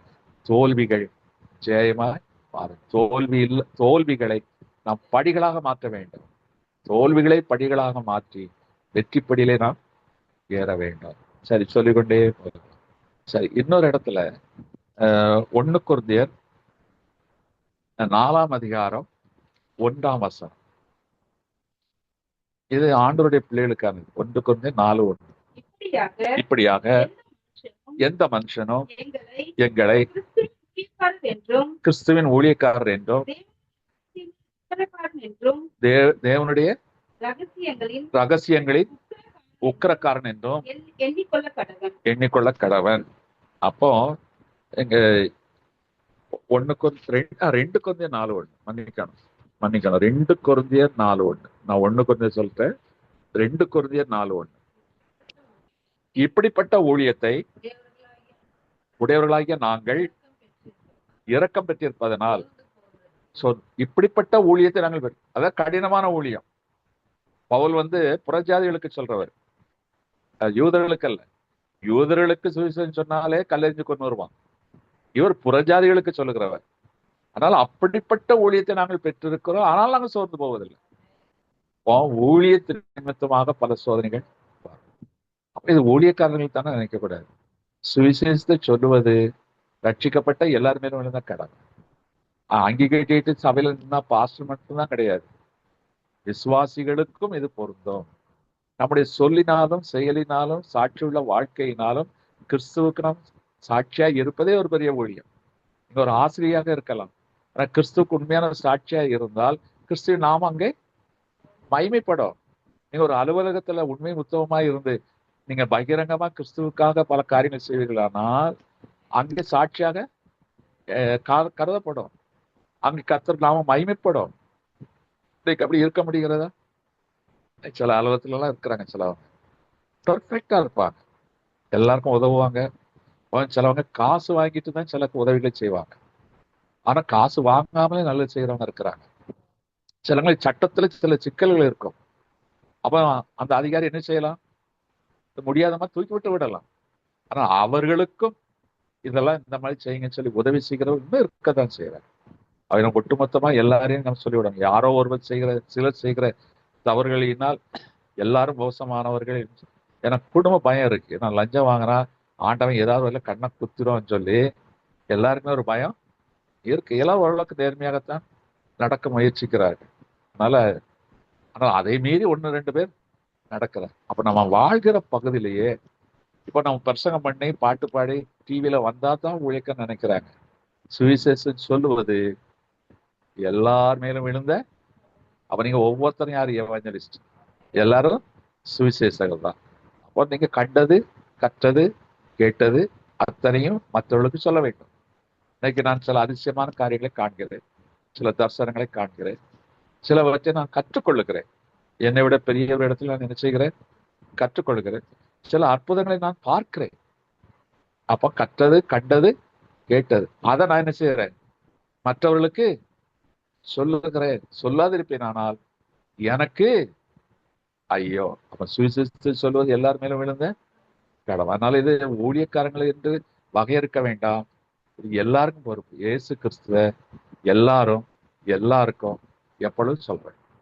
நீங்க நாங்க நினைச்சாலும் எங்களுக்கு மேடை கிடைக்குது, அலங்காரமான வார்த்தைகளை சொல்லி போர்வையாக பேசி பாட்டு பாடி உற்சாகப்படுத்தி அதை இதை சொல்லி மக்களை அந்த சிந்தனையை கிறிஸ்துக்குள்ளாய் கொண்டு சில வாரங்கள் வேலை செய்கிறது. ஆனா எல்லாருக்கும் இந்த பொறுப்பு ஒன்று. அல்லேலூயா. கிறிஸ்துவுக்குள்ளாய் வழிநடத்த எல்லாருக்கும் அந்த பொறுப்புகள் கொடுக்கப்பட்டிருக்கிறது. எனக்கு அருமையானவர்களே, அப்போ கொஞ்சம் யோசிச்சு பாரு. ஆனா ஊழியக்காரன் சோறு ஏண்டாத ஊழியத்துக்கு வந்தவன் தான் இருக்கும். ஊழியக்காரனுடைய பாடுகள் முடியும். ஊழியத்தின் நிமித்தமாக பல நெருக்கங்கள் கொஞ்ச காலம் நல்லா இருந்தது. நான் இப்போ அந்த பிரச்சனைகள் தமிழ்நாட்டுக்குள்ளேயே வர ஆரம்பித்து விட்டது. விடுதலையோடு கிராமங்களில் போய் சுவிசேஷம் சொல்ல முடியல. எந்த கிராமத்துக்கு போனாலும் நம்மளை வரவேற்பார்கள். எந்த கிராமத்துக்கு போனாலும் வரவேற்பாங்க. நீங்க நல்லது சொல்றீங்கன்னு சொல்லி கேட்பாங்க. அப்படிலாம் இருந்தது. இன்னைக்கு ஊருக்குள்ளே போக முடியல. இன்னைக்கு அந்த அளவுக்கு அவர்கள் சொல்கிற விழிப்புணர்ச்சி அவர்களுக்கு வந்துட்டு அவங்களுக்கு இது அவ்வளவு மரியாதையா இருக்கும். எந்த கிராமத்துக்கு போனாலும் அவ்வளவு அற்புதமா நடக்கும். கிராம மொழிகள் நினைக்கிறீங்க எளிதாக எந்த கிராமத்துக்குள்ளேயும் போய்விட முடியாது. சில கிராமங்களுக்குள் போர்டு எழுதி வச்சிருக்கிறாங்க, அந்நிய மார்க்கத்தார் யாரும் அத்துமீறி மத போதனைகள் இங்கே செய்ய வரக்கூடாது. அப்படின்னு எழுதி வச்சிருக்காங்க.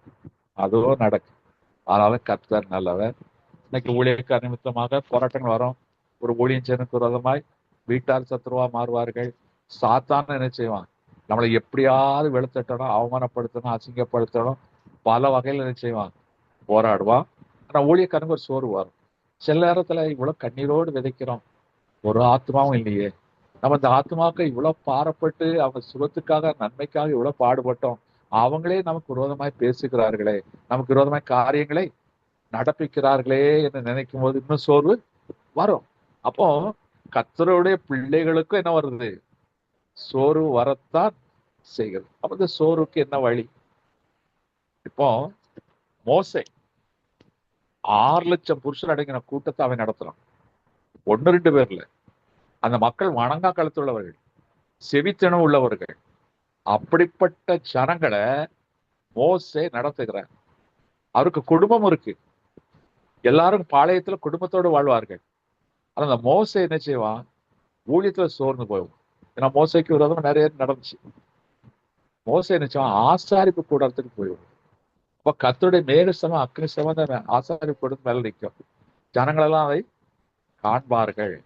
இப்போ மோசேக்கு தன்னுடைய டென்ஷனை போக்குறது இடம் அன்னைக்கு ஆசாரிப்பு கூட, தேவனுடைய சமூகம். தாவீதுக்கு இப்ப ராஜ்யபாரம். அவரும் ஜனங்களை நடத்தணும், யுத்தத்தை செய்யணும், ஜனங்களை நியாயம் செய்யணும், ஜனங்களை போஷிக்கணும். இதுதான் ராஜாவுடைய வேலை. அப்ப இந்த ராஜாவுக்கு மனைவிகள் இருக்கிறார்கள், பிள்ளைகள் இருக்கிறார். 2 பிள்ளைய வச்சாலே நம்ம படுற பாடு பெரும்பாடு. இவனுக்கு 11 பிள்ளைங்க வேற, 4 மனைவிகள் வேற. இவ்வளத்தையும் வச்சுட்டு எப்படிதான் படியாளந்தானோ தெரியல. வீட்டுக்குள்ளே பஞ்சாயத்து பண்ண வேண்டிய இருக்கும். அவ்வளவு கஷ்டமான சூழ்நிலை தாவீதுக்கு. ஆனா அந்த தாவீது என்ன செய்கிறான்? அரண்மனை வாசம். அரண்மனையில களிப்பு உண்டு, மதுபானங்கள் உண்டு, எல்லாம் உண்டு. ராஜாவை வேதனை நீக்குவதற்கு ராஜாவில் என்ன செய்வாங்க? கோர்ட் ஜஸ்டிஸ் சொல்லுவாங்க. கோமாளிகள் என்கிற ஒரு வார்த்தை இருக்க, ஜஸ்டிஸ் அது பேர். ராஜாவை உற்சாகப்படுத்துவதற்காக கோமாளிகள் இருப்பார்கள். அவர்கள் பலவிதமான வேஷங்களை போடுவார்கள், நகைச்சுவை காரியங்களை சொல்லுவார்கள். இதெல்லாம் த ஸ்ட்ரெஸ் பஸ்டர்ஸ் என்று சொல்லுவார்கள். அதான் கோர்ட் ஜஸ்டிஸ், கோமாளிகள், அரசவை கோமாளிகள். இன்னைக்கு அரசவையில இருக்கிறவங்க எல்லாம் கோமாளியா தான் இருக்காங்க.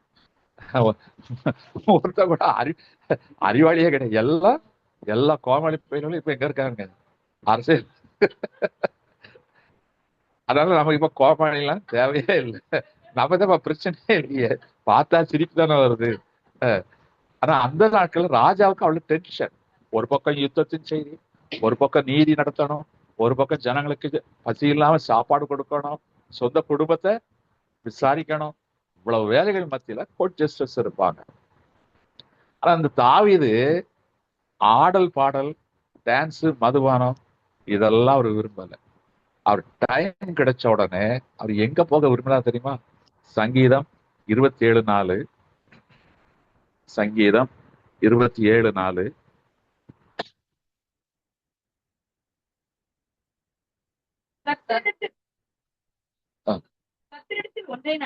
கர்த்தரிடத்தில் ஒன்றை நான் கேட்டேன், அதையே நாடுவேன்.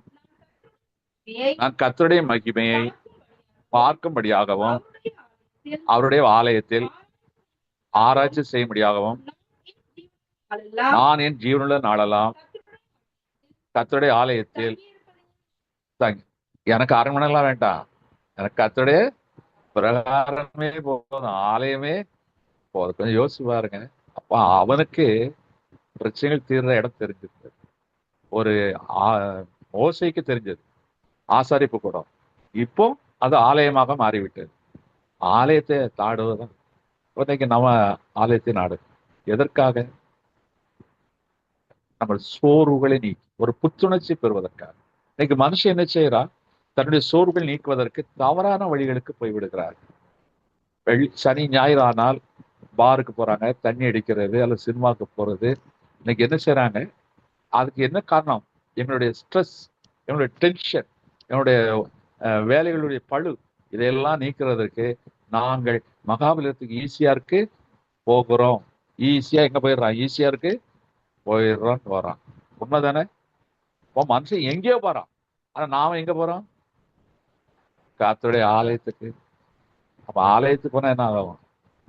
அப்படிமா, வேதனை நீங்கும். காயல்பண்ணத்து ஊழியத்துக்கு போயிருக்கும்போது நாங்க சர்ச்சிலே தான் தங்கி ஊழியங்களை செய்வோம். டீமா தான் போவோம். இப்போ ஒரு ஐயா வந்து காலையில 6 மணிக்கு வருவார். வந்து அந்த தோட்டத்தை பெருக்குவாரு, செடிகளுக்கெல்லாம் தண்ணி ஊற்றுவாரு. அந்த ஆலய பிரகாரத்துல ஒரு தூண்ல அப்படியே சரிஞ்சு அப்படியே கையை வச்சுட்டு அப்படியே சரிஞ்சு இருப்பார். ஒரு 8 மணி வரைக்கும் இருந்துட்டு போயிடுவார். யார்கிட்ட ஒன்றும் பேச மாட்டார், ஒன்றும் சொல்லவும் மாட்டார். ஐயர்வாளுக்கு அவருடைய குடும்பத்தின் காரியங்கள் தெரியும். அப்ப அந்த ஐயர்வாள் சொன்னாங்க, ஐயா யாரும் அவர்கிட்ட பேச முடியலையா, ஏன் மௌனமாயிட்டாரு, நீங்க கொஞ்சம் பேசுங்க, அந்த மனசுக்குள்ள உள்ளதை வெளிக்கொண்டு வந்து அவருக்கு ஒரு ஆறுதலா பேசுங்க. என்ன காரணம்ங்க, என் மகன் ஒருத்தர் விபத்துல இறந்துட்டான், அதுல இருந்து இப்படி ஆயிட்டாரு. ஆனா டெய்லி வர்றாரு, வந்து இதுல சோர்ல சரிஞ்சு உட்காந்துட்டு யார்ட்டையும் பேச மாட்டாரு, புரோட்டன்ஸ் தண்ணி ஊத்துறாரு, இதெல்லாம் செய்யறாரு, யார்கிட்டையும் சொல்லாம போயிடுறாரு. ஆனா எனக்கு பார்க்க பார்க்க கஷ்டமா இருக்கு, அதனால நீங்க கொஞ்சம் பேசுங்க. சரி வந்து ஒரு நாள் அவர் கூட உட்கார்ந்து உட்கார்ந்த பேச்சு தொடங்கணுமே, யாராவது ஒருத்தர் பதில் கொடுத்தா தான் நம்ம பேச முடியும். ஒண்ணுமே இல்லை, அப்படியே இருந்தாரு. எனக்கு மேட்ரு தெரிஞ்சிட்டு உடனே நான் மெல்ல பேசுனேன். ஏன் இழப்பை குறித்து சொல்லு போகாதீங்க, இந்த இழப்பை குறித்து ஆண்டவர்கிட்ட கேள்வி தானே கேட்டு வெளியே நிக்கிறீங்க. இந்த ஆண்டவன் எனக்கு இப்படி துரோகம் பண்ணிட்டானே, இவ்வளவு வேலை செய்யுதே, எனக்கு இப்படி ஒரு துரோகம் பண்ணிட்டானேன்னு சொல்லி ஆண்டவர் மேல கோபத்தோடு தானே உள்ள வராம நீங்க வெளியே வந்து உட்கார்ந்து இருக்கிறீங்க. அவருக்கு அப்படியே கண்ணில் கண்ணீர் வந்துச்சு. அவருக்கு ஐயரன்னு சொல்லியிருப்பான்னு தெரியாதுல்ல, அவருக்கு என்ன நினைச்சாரோ தெரியல, அப்படியே கண்ணை தொடச்சாரு. பிறகு மெல்ல பேசினார். பேசினே, என்ன விஷயங்க, நான் உங்களை 2 3 இப்பதான் பாக்குறேன், இப்படி இருக்கீங்க, வர்றீங்க, சோகமா இருக்கிறீங்க, ஆனா ஆலயத்துல குரோட்டன்ஸ் எல்லாம், அப்பா அவர் சொல்றாரு, இந்த குரோட்டன்ஸும் வாடி பட்டு போயிடக்கூடாது, அதனால நான் அதுக்கு தண்ணி குத்துறேன் சொல்லிட்டு எனக்கு அந்த ஆண்டவன் ஃபுல்லா கொடுத்தான். நல்லா படிச்சான், படிச்ச உடனே வேலை. போர் ராமச்சந்திர காலேஜ் பக்கத்துல தான் ஆக்சிடென்ட்ல இறந்துருக்கேன். அதை நான் செய்தி வேற நான் பார்த்துருந்தேன். 1 மாசம் சம்பளம் கூட வாங்கலையா, நாங்க ஆசை கனவுளோடு இருந்தோம். அவன் விபத்துல மறிச்சிட்டான். அவன் தம்பி படிச்சுட்டு இருக்கிறான். எனக்கு பிற்காலத்துல அவன் தான் அப்படியே காப்பாற்றணும் எங்களையும். நான் பையன் போற விபத்துல எனக்கு எப்படி இருக்குங்கய்யா. ஆனா அந்த ஆண்டவனால கோபம் வர, கோவப்பட்டு என்ன ஆக போகுது எனக்கு, சரி இந்த உயிரினத்துக்காக உயிர் கொடுக்குற மாதிரி ஏதாச்சும் செய்வேன்னு சொல்லித்தான் வரேன். ஆனா ஆண்டவன் என்ன இப்படி துரோகம் பண்ணிட்டாரு, நான் எப்படி உள்ள வருவேன், எப்படி அவன் முகத்தை, ஆண்டவன் முகத்தை நான் என்னால பார்க்கணும், என் முகத்துல கண்ணீரை வர வச்சுட்டாரு சொல்லிட்டு நினைக்கும் நமக்கே கஷ்டமா தானே இருக்கு. இவ்வளவு ஆசை கனவுல அவருக்கு நிறைய காரியங்களை சொல்லி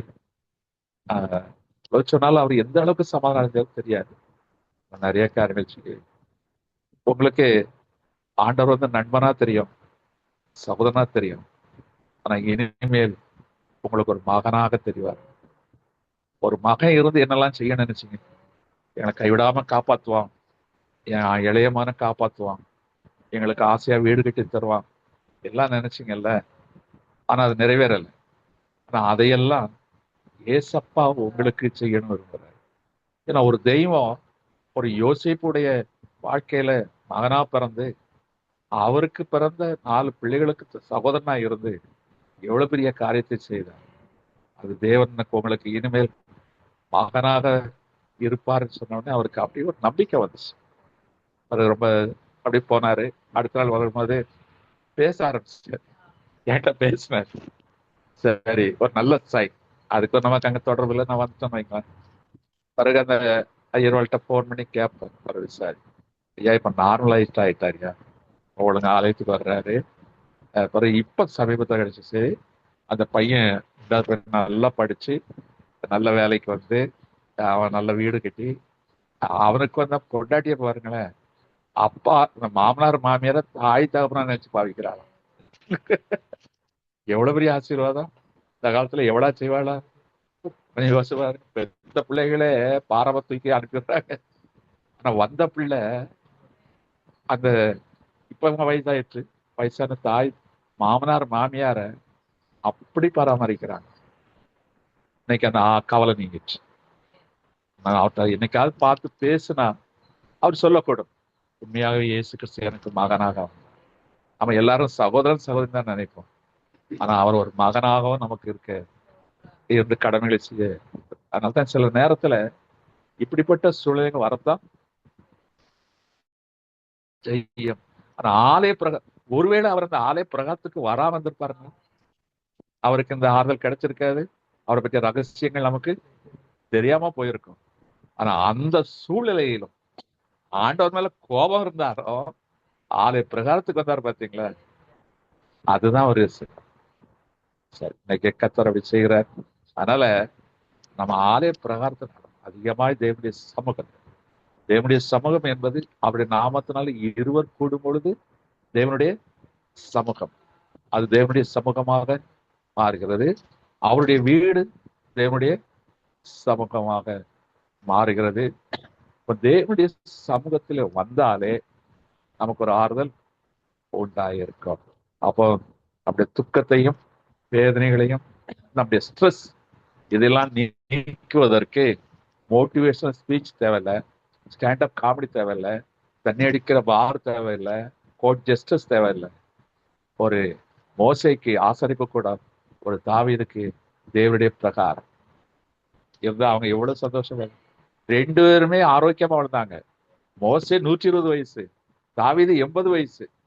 கடைசி வரைக்கும் தெளிவோடு இருந்தார்கள். ஜீவன் விடும் வரைக்கும் சுத்த தெளிவோடு இருந்து தன் ஓட்டத்தை ஓடி பிடித்தார். இதுதான் கர்த்தர் கொடுக்கிற ஆசீர்வாதம். சங்கீதம் 68:13 வாசிக்கலாம். சங்கீதம் 68:13. நீங்கள் அடுப்பினிடத்தில் கிடந்தவர்களாய் இருந்தாலும் வெள்ளையால் அலங்கரிக்கப்பட்ட பாத்திரங்கள் போலவும் பசுப்பு நிறமாகிய அது இறங்கி காயாகவும் இருப்பீர்கள். அந்த உலகத்துல நம்ம அடுப்பினடியில இருந்த வேதனை, அடுப்பினடி என்பது கறி பிடிக்கும், அந்த வாசனை வீசும், அழுக்காதான் ஆகும். அப்போ நீங்க நிறைய சொல்லும், என் தலையில தப்பார் இந்த மாதிரி எல்லாருக்கும் அடிச்சு கொட்டணுமே இருக்கு. காலையில எழுதி ராத்திரி வரைக்கும் வடிச்சு கட்டணும் அல்லது துவைச்சு கட்டணும். அத இன்னைக்குள்ள பொம்பளைங்க எல்லாம் புருஷனை வரைஞ்சு கட்டிடுறாங்க, துவைச்சு புளிச்சு காய போட்டுடுறாங்க. இன்னைக்குள்ள இது அந்த காலத்து இதெல்லாம் உங்களுக்கு அடுப்பினடியிலேயே கிடைக்கும். ஆண்டவன் தலையில எழுதிட்டாங்க. ஆனா மறந்துடாதீங்க, உலகத்துல நமக்கு இப்படிப்பட்ட பாடுகள் இருந்தாலும் அது எப்படியா அந்த புறா கருப்பான் சிறகுல விரிக்கும் போது அதுல ஒரு பொன்னிறம் தெரியுதான், ஒரு சொகுசா கலர் பொன்னிறம் தெரிகிறதா. அப்போ புறா ஒரு கருப்பா இருந்தாலும் அந்த இறகுக்குள் எப்படி ஒரு வண்ணத்தை வைத்திருக்கிறாரோ அதே போல நீ உலகத்துல பாடுகள் உபத்திரங்கள் இருந்தாலும் கருகி போவதில்லை. அடுப்பங்கரையில கிடந்தாலும் நீ கருத்து போவதே இல்லை. நீ பார்வைக்கு அடுப்பினடியில் இருக்கிறாய் நினைப்பார்கள், ஆனால் நீ என் அக்கினியினால் நீ புழுவாய் உருவாக்கப்படுகிறாய். ஒரு தங்கம் ஜொலிக்கணும்னா நெருப்புலதான் புடமிடும். அதே போலதான் ஆண்டவர் இன்னைக்கு உலகத்துல சில தோல்விகளையும் உபத்திரங்களையும் பாடுகளையும் நமக்கு அனுமதித்தாலும் புறாவை போல பறந்து விரிந்து பறக்கும் போது அந்த ரெக்கையில உள்ள அழகு இருக்கே அதை போல நீ காணப்படுவாய். அல்லேலூயா. சரி, இப்படி சொல்லிக்கிட்டே போதெல்லாம் கடைசியாக ஒரு வசனம், அதே 2 கொரிந்தியர் 4ஆம் அதிகாரத்துல 16ஆம் வசனத்தை வாசிப்போம். 2 கொரிந்தியர் 4ஆம் அதிகாரம் 16ஆம் வசனம். ஆனபடியினால் நாங்கள் சோர்ந்து போகிறதில்லை, எங்களை புறம்பான மனுஷனானது அழிந்தோ உள்ளான மனுஷனானது நாளுக்கு நாள் புதிதாக்கப்படும். என்ன அழகா சொல்றாரு, எங்க மாம்சம் வெளியே எனக்கு வயசாகுது, இப்ப 70 வயசு ஆகுது. அந்த வயசுக்கு ஏற்ற தோற்றம் தானே இருக்கும். நான் 30 வயசு குமரமா இருக்க முடியுமா? முடியாது. அந்த தோற்றம் இருக்கும். என்னுடைய பழைய உருவத்தை கொண்டு வர முடியாது. ஆனா நான் உள்ளான மனுஷன் இன்னும் நான் 15 வயசுல இருக்கேனே, இன்னும் எனக்கு 18 வயசாவே இருக்கிறேனே. அந்த இளமையின் அந்த காரணம் என்ன? உள்ளான மனுஷன் ஸ்ட்ராங்கா இருக்கணும். இந்த தோல் முதலானாலும் அழி போகும், ஆனா என் கண்கள் அவரை காண வேண்டும். அதுதான் பலன், அந்த ஆத்மாவின் பலன். உள்ளான மனுஷன் உறுதியா இருந்தா வெளியே எந்த பாடு வந்தாலும் முடியாது. இப்போ பவுலுக்கு வராத பாடுகள் இல்லை. நாசம், மோசம், பட்டயம், யாகலம், பஞ்சம் எல்லாம் வந்தது. கசேடிகள் விழுந்தது, கப்பற் சேதாரம் வந்தது, பட்டினி கிடந்தது, எல்லாம் வந்தது. ஆனா கிறிஸ்துவின் அன்பை விட்டு என்னை பிரிப்பவர் யார்?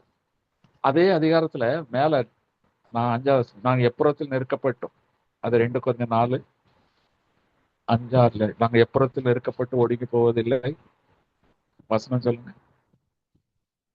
8:9. 2 Corinthians நாங்கள் எப்ப வசனம் என்ன வசனம்? 4:8. 2 Corinthians 4:8. நாங்கள் எப்பக்கத்தில் நெருக்கப்பட்டோம் ஒடுங்கி போவதில்லை, கலக்கமடைந்தோம் மனமுறிவடைவதில்லை. எல்லா பொருத்தைகளும் நெருக்க வந்தது, ஆனா எங்களுக்கு ஒண்ணுமே ஆகல. அப்போ பவுலை போல நெருக்கப்பட்ட யார்கள்? ஊழியத்தின் நிமித்தமா அவ்வளவு நெருக்கங்கள் வந்தது, ஆனா நான் நொறுங்கி போகவே இல்லை. எவ்வளவு அற்புதமாய் சொல்லுகிறேன். இப்ப அதுக்கு காரணத்தை சொல்லுகிறேன். இன்னைக்கு நம்முடைய வாழ்க்கையில் ஏன் சோர்வு வருது? உள்ளான மனுஷன் ஸ்ட்ராங்கா இருந்தா அந்த சோர்வு வராது. நம்ம சரீரத்தை குறித்தே தான் கவலை கொண்டுட்டு இருக்கோம். ஆனா உள்ளான மனுஷன் ஸ்ட்ராங்கா இருந்தா எதை வேணாலும் ஜெயிக்கலாம். உள்ளான மனுஷனுக்கு ஒரு வலிமை இருக்கிறது. அந்த உள்ளான மனுஷனை எப்படி ஸ்ட்ராங் படுத்துவது? ஸ்ட்ராங் படுத்தினா இந்த சோர்வு, இந்த தோல்விகள், இந்த பலவீனங்கள் எதுவும் நம்ம மேற்கொள்ளாது. ஆபத்து வந்தால் நம்ம சோர்ந்து போகவே மாட்டோம். எல்லா பொருளும் நெருக்கப்பட்டாலும் ஒடுங்கி போவதே இல்லை. அப்ப எப்படி செய்வது? இப்ப நம்ம வாசித்தது 16ஆம் வசனம். 13-15 வரைக்கும் வாசிங்க, நிறுத்தி வாசிங்க. 2 Corinthians 14 13-15 வரைக்கும். விசுவாசித்தேன், ஆகையால் பேசினேன் என்று எழுதியிருக்கிறபடி நாங்களும் அந்த விசுவாசத்தின்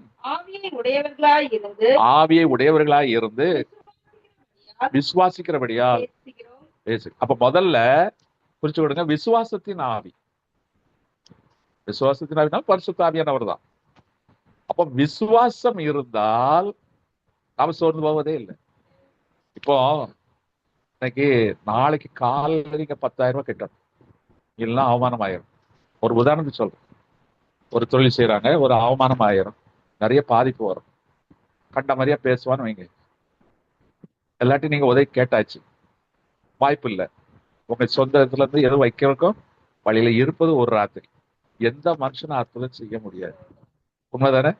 எந்த மனுஷனும் முடியாது, தெரிஞ்சிட்டுல. அந்த கத்தரையே துதிப்பே காலமெல்லாம் அந்த பாட்டா வரும் நமக்கு. ஏன்டா எனக்கு இந்த சோதனை, பாண்டிய நாட்டுக்கு வந்த சோதனை, தூக்கம் வராது, எவ்வளவு பாட்டும் வராது. ஆனா அந்த நேரத்துல கர்த்தரனை வெட்கப்படுத்த மாட்டா. அந்த விசுவாசம் நீங்க நினைச்சு பாருங்க. எந்த மனுஷனும் கிரியை செய்யக்கூடாதபடி அந்தகாரம் இரவு, ஆனா அந்த நேரத்துல கர்த்தர் செய்வார். எங்க ஏரியால கென்னடி பிரேமான ஒரு ஊழியக்காரர் இருக்கார், இன்னைக்கு இருக்கிறார். இல்லையா? ஆமா, போலீஸ்காரர். அவர் எங்க ஏரியாவில் பாமின் ஏரியா, தொடர்ந்து ஒரு ஸ்கூல்ல ஊழியம் நடத்துவாரு. ஒரு தடவை ஜான் சாலமன், சாம் ஜோப்பர் இவரை வச்சு 3 நாள் கூட்டம் நடத்துறாரு. 3 நாளும் மழை. கரெக்டா சாயந்தரம் 4 மணிக்கு அடிக்கும், கொட்டி தீத்துரும். மைதானத்துல தண்ணி வைக்கும், ஸ்பீக்கர் செட் எல்லாமே வேஸ்டா போயிட்டு 3 நாளும். பாவம் ஊழியக்காரங்களும் பாவம் நல்லா நடத்துறாரே அப்படின்னு சொல்லி அவங்க பாவம் அந்த இடத்துல சுவிசேஷம் சொல்லணும் வாஞ்சோடு வந்தவங்க அவங்களும் சொல்ல முடியாம போயிட்டாங்க. ஆனா இவர் அரேஞ்ச் பண்றதுக்கெல்லாம் காசு கொடுக்கணும். ஒரு கூட்டம் நடத்தினா நம்ம யாரும் எதிர்பார்த்து வியாபாரம் கிடையாது, இருந்தாலும் ஜனங்கள் கொடுப்பார்கள். கொடுப்பதை வைத்து என்ன செய்யலாம்? அப்ப பெரு அளவுல செய்துட்டாரு.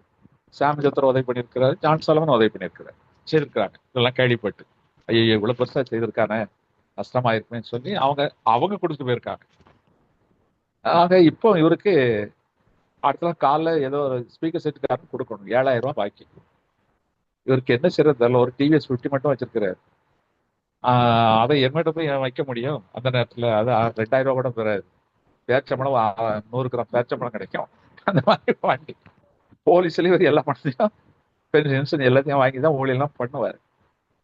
அவர் ஒய்ஃப் இஸ்லாம் இலங்கைக்காரி, அதனால பணமும் ஒன்றும் கிடையாது. என்ன பண்றது, யார்ட்டும் கேட்கல.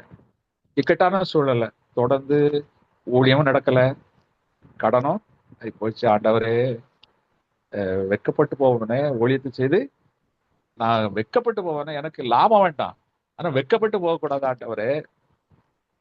ஆனா வழி இல்லை. சரி, நடக்கிறது நடக்கட்டும், நான் உமக்காக செய்தேன். மழை வரும்னு நினைக்கல. Unseasonal rain. நவம்பர் மாசம் வச்சா இவர் முட்டாதனம். ஜூன் மாசம் வச்ச மழை வந்து அதுக்கு யாரும் செய்யணும்? ஒரு நாள் வரலாம், 3 நாளும் அந்த நேரத்துக்கு வரணும். ஆக சரி ஆண்டவரே, ஏதோ ஒரு நல்ல காரியம் நீங்க ஏதோ செய்ய போறீங்க, நீங்க செய்ய போறீங்கப்பா. நான் வெட்கப்பட்டு போகக்கூடாது. நான் அந்த ஊழியத்தை நீங்க தொடர்ந்து செய்யணும். பேசாம காலைல ஒரு 5, 5:30 இருக்கும். வந்து இவர் வாசக்காக தட்டப்படுது. திறந்து பார்க்குற ஒருத்தர் ட்ராக் ஷூட்ல இருக்கிறார். Track shoot. பிரைஸ் லார்ட் அப்படின்னு சத்தம் கேட்குது. கேட்டா, நீங்க சிறப்பா கூட்டம் நடத்துனீங்க, நான் வரேன்னு நினைச்சேன், வர முடியல. இவ்வளவு சிறப்பா நடத்துனீங்க, கூட்டம் நடத்தலையாம? எவ்வளவு செலவாயிருக்கும், எனக்கு மனசு கேட்கல. என்னால ஏதாவது செய்யணும்னு நினைச்சேன். அதனால அப்படின்னு சொல்லிட்டு ஒரு கவர்ல ஒரு அமௌண்ட், ஒரு கவரை கொடுத்து போயிட்டார். என்னடா இது, இந்த நேரத்துல ஒருத்தர் வந்து கவர் தர்றாரு. திறந்தவர் கரெக்டா 7,000 ரூபாய். ஆண்டோட்ட கரெக்டா கேட்கணும் போல இருக்கு. கூடவும் கேட்ட கூட குறையாவும் 10,000 கேட்டா ஏமாத்திடுவார் போல இருக்கு. கரெக்டா கேட்கணும், அதான் உண்மை. உடனே இவருக்கு என்ன செய்யறது, வந்தவரை ஒரு வீட்டுக்குள்ள கூட வர சொல்லல, நம்ம என்னதுன்னே கேட்கல, அவரு டக்குன்னு போயிட்டாருன்னு சொல்லி வண்டி எடுத்து சுத்துறாரு. பக்கத்துல பஸ்புரம் மைதானம். இவர் ட்ராக் சூட்ல இருந்த உடனே வாக்கிங் வந்து சுத்தி பாக்குறாரு. ஆளை கண்டே இன்னைக்கு வரைக்கும் தெரியாது. இன்னைக்கு வரைக்கும் வந்தது யாருன்னு தெரியாது. அது இறைவனா, தூதனா, மனுஷனா, இன்றைக்கு வரைக்கும் வரையறுக்கப்படலை. ஆனா நான் விசுவாசிக்க கர்த்தர் கரெக்டா 7,000. பாருங்க எவ்வளவு ஆச்சரியம். இதான் கர்த்தர். அல்லேலூயா. அப்ப அந்த விசுவாசம் இன்னைக்கு நமக்கு என்ன போச்சு? அப்ப அந்த விசுவாசம் வரணும்னா அடுத்த வசனம் வாசிங்க. கர்த்தராகிய இயேசுவை எழுப்பினவர் எங்களை எழுப்பி உங்களுடன் கூட நிறுத்துவார் என்று அறிந்திருக்க வேண்டும். எதை அறிந்திருக்கணும்? உயிர்த்தெழுந்த இயேசு கிறிஸ்துவை குறித்து அவருடைய வார்த்தைகளை நாம் என்ன செய்திருக்கணும்? அறிந்திருக்கணும். அதை அறிந்தாதான் விசுவாசம் வரும். சரி, இப்ப அடுத்தது தேவனுடைய மகிமை விளங்குவதற்கு ஏதுவாக கிருபையானது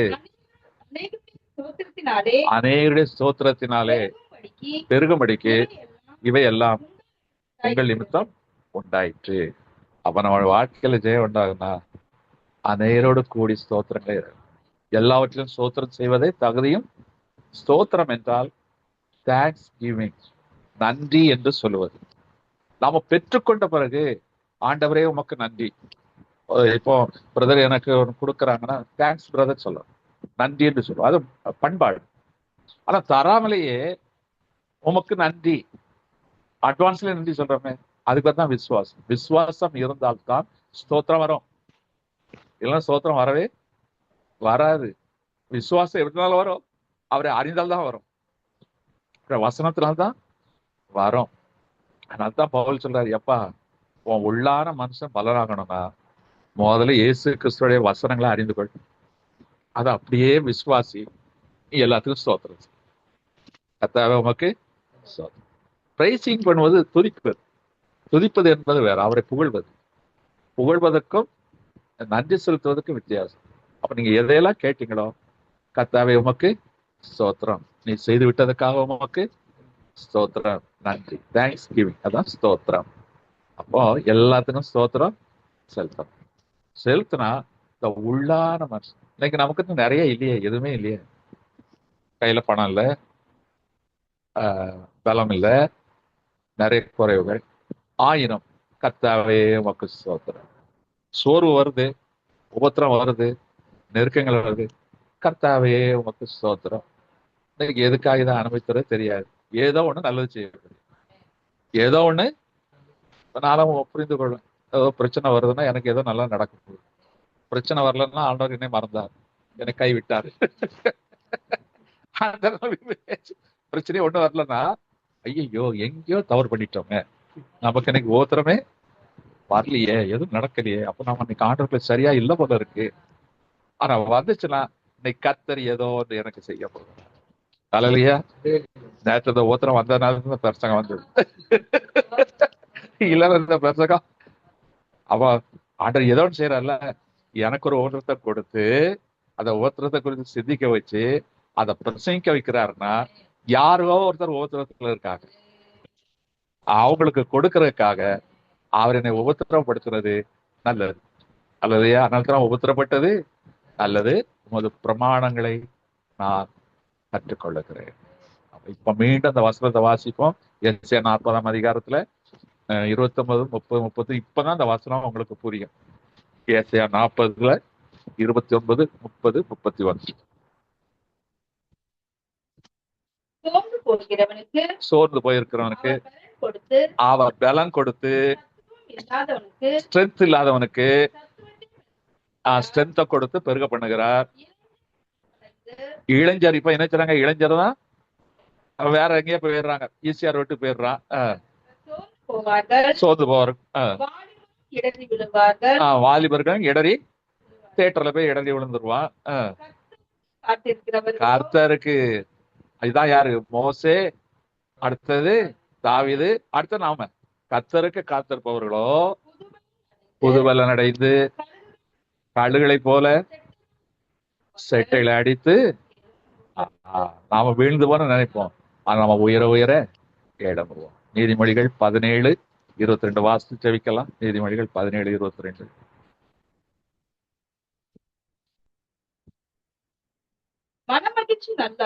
மனமகிழ்ச்சி நல்ல ஔஷதம், மருந்து. முறிந்தாவியோ எலும்புல ஓடும். இப்போ அப்ப உள்ளான மனுஷன் ஸ்ட்ராங்கா இருந்தா, ஒரு கட்டடம் ஸ்ட்ராங்கா இருக்கணும், எது நல்லா இருக்கணும், பேஸ்மெண்ட் உள்ள கம்பி பில்லர், அப்ப அஸ்திபாரம் அது வெளியே தெரியாது. உள்ளான மனுஷன் வெளியே தெரியாது. உள்ளான மனுஷன் ஸ்ட்ராங்கா இருந்தா வெளியான மனுஷன் எப்பவும் நல்லாதான். அல்லேலூயா. ஏன்னா பாடுகள் வெளியான மனுஷன் தான் வரும், ஆனா உள்ளான மனுஷன் ஸ்ட்ராங்கா இருந்தா அதை மேற்கொண்டு விட முடியும். அப்ப மனமகிழ்ச்சி, கர்த்தருக்குள் மனமகிழ்ச்சியா இருப்பதே நல்ல ஔஷதம், நல்ல மருந்து. அதை நம்ம சாப்பிடும்போது கட்டாயம் என்ன செய்யும், உள்ளான மனுஷன் நாளுக்கு நாள் உள்ளான மனுஷன் அது சீக்கிரத்தில் நீங்கிவிடும், இந்த லேசான உபத்திரவம். அல்லேலூயா. கண்களை மூடும், தேவனை நோக்கி பாரு. அதி சீக்கிரத்தில் நீங்கிவிடும் இந்த லேசான உபத்திரவம், அதி சீக்கிரத்தில் நீங்கிவிடும் இந்த லேசான உபத்திரவம். சோர்ந்து போகாதே நீ, சோர்ந்து போகாதே, சோர்ந்து போகாதே நீ, சோர்ந்து போகாதே, அதி சீக்கிரத்தில் நீங்கிவிடும் இந்த லேசான உபத்திரவம், அதி சீக்கிரத்தில் நீங்கிவிடும் இந்த லேசான உபத்திரவம். உள்ளான மனுஷன் நாளுக்கு நாள் புதிதாக்கப்படுகின்ற நேரம் இது. உள்ளான மனுஷன் நாளுக்கு நாள் புதிதாக்கப்படுகின்ற நேரம் இது. சோர்ந்து போகாதே நீ, சோர்ந்து போகாதே, சோர்ந்து போகாதே நீ, சோர்ந்து போகாதே, அது சீக்கிரத்தில் நீங்கிவிடும் இந்த லேசான உபத்திரவம், அது சீக்கிரத்தில் நீங்கிவிடும் இந்த லேசான உபத்திரவம். தகப்பனே, என் உள்ளான மனுஷன் என்னைக்கு ஸ்ட்ராங் தான் தகப்பனே. எங்களுக்கு தோல்விகள் வரும், ஆனா ஜெய கிறிஸ்து எங்களுக்கு முன் செல்லுகிறீர் அப்பா. நாங்கள் எல்லாவற்றிலும் நெருக்கப்படுவோம், ஆனா உங்களுடைய கரம் எங்கள் மேல் இருக்கிறது அப்பா. உமக்கு ஸ்தோத்திரம். நாங்கள் எங்கள் சோர்வடைய செய்கிற சூழ்நிலையில எல்லாம் நாங்கள் கர்த்தருக்குள் எங்களை திடப்படுத்திக் கொள்வோம். அந்நாளை போல தேவ சமூகத்திலிருந்து ஊற்றி விடுவோம் அப்பா. மோசையை போல ஆசாரிப்பு கூடாரத்துக்குள் பிரவேசிப்போம். தாவீதை போல முடிய ஆலய பிரகாரத்தில் வந்து தங்குவோம் ராஜா. நாங்கள் அடுப்பு நடியில் கிடைக்கிறோம் என்று நினைக்கிறார்கள், ஆனால் அந்த அடுப்பு நடியில் கிடந்த புறா ரெக்கையை விரித்து தங்க அது ஜொலிப்பது போல நாங்கள் ஜொலிப்போம் தகப்பனே. பாமக்கு ஸ்தோத்திரம் ஸ்தோத்திரம். எங்கள் அடுப்பு நடையில் அறிய போகிற கருப்பான உருவம் நினைக்கிறார்கள், இல்ல, நாங்கள் பொன்னிறமானவர்கள், பொன்னிறமானவர்கள்.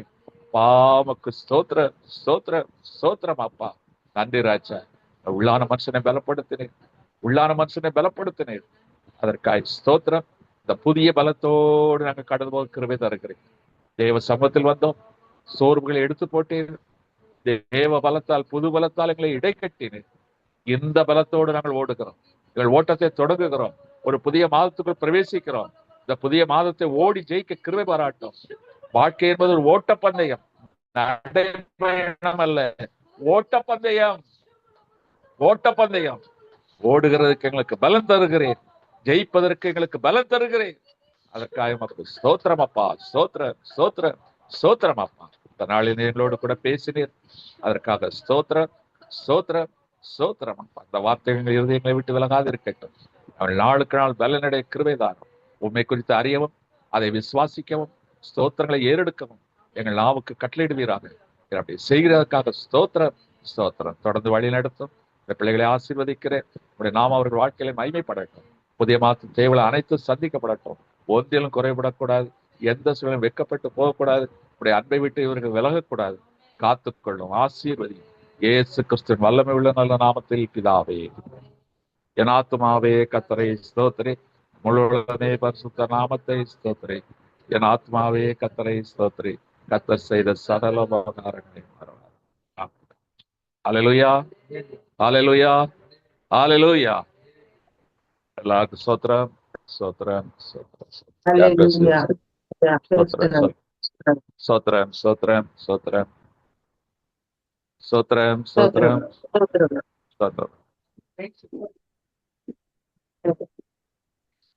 Stotram. ஸ்தோத்திரம் ஸ்தோத்திரம் Stotram, brother. sister.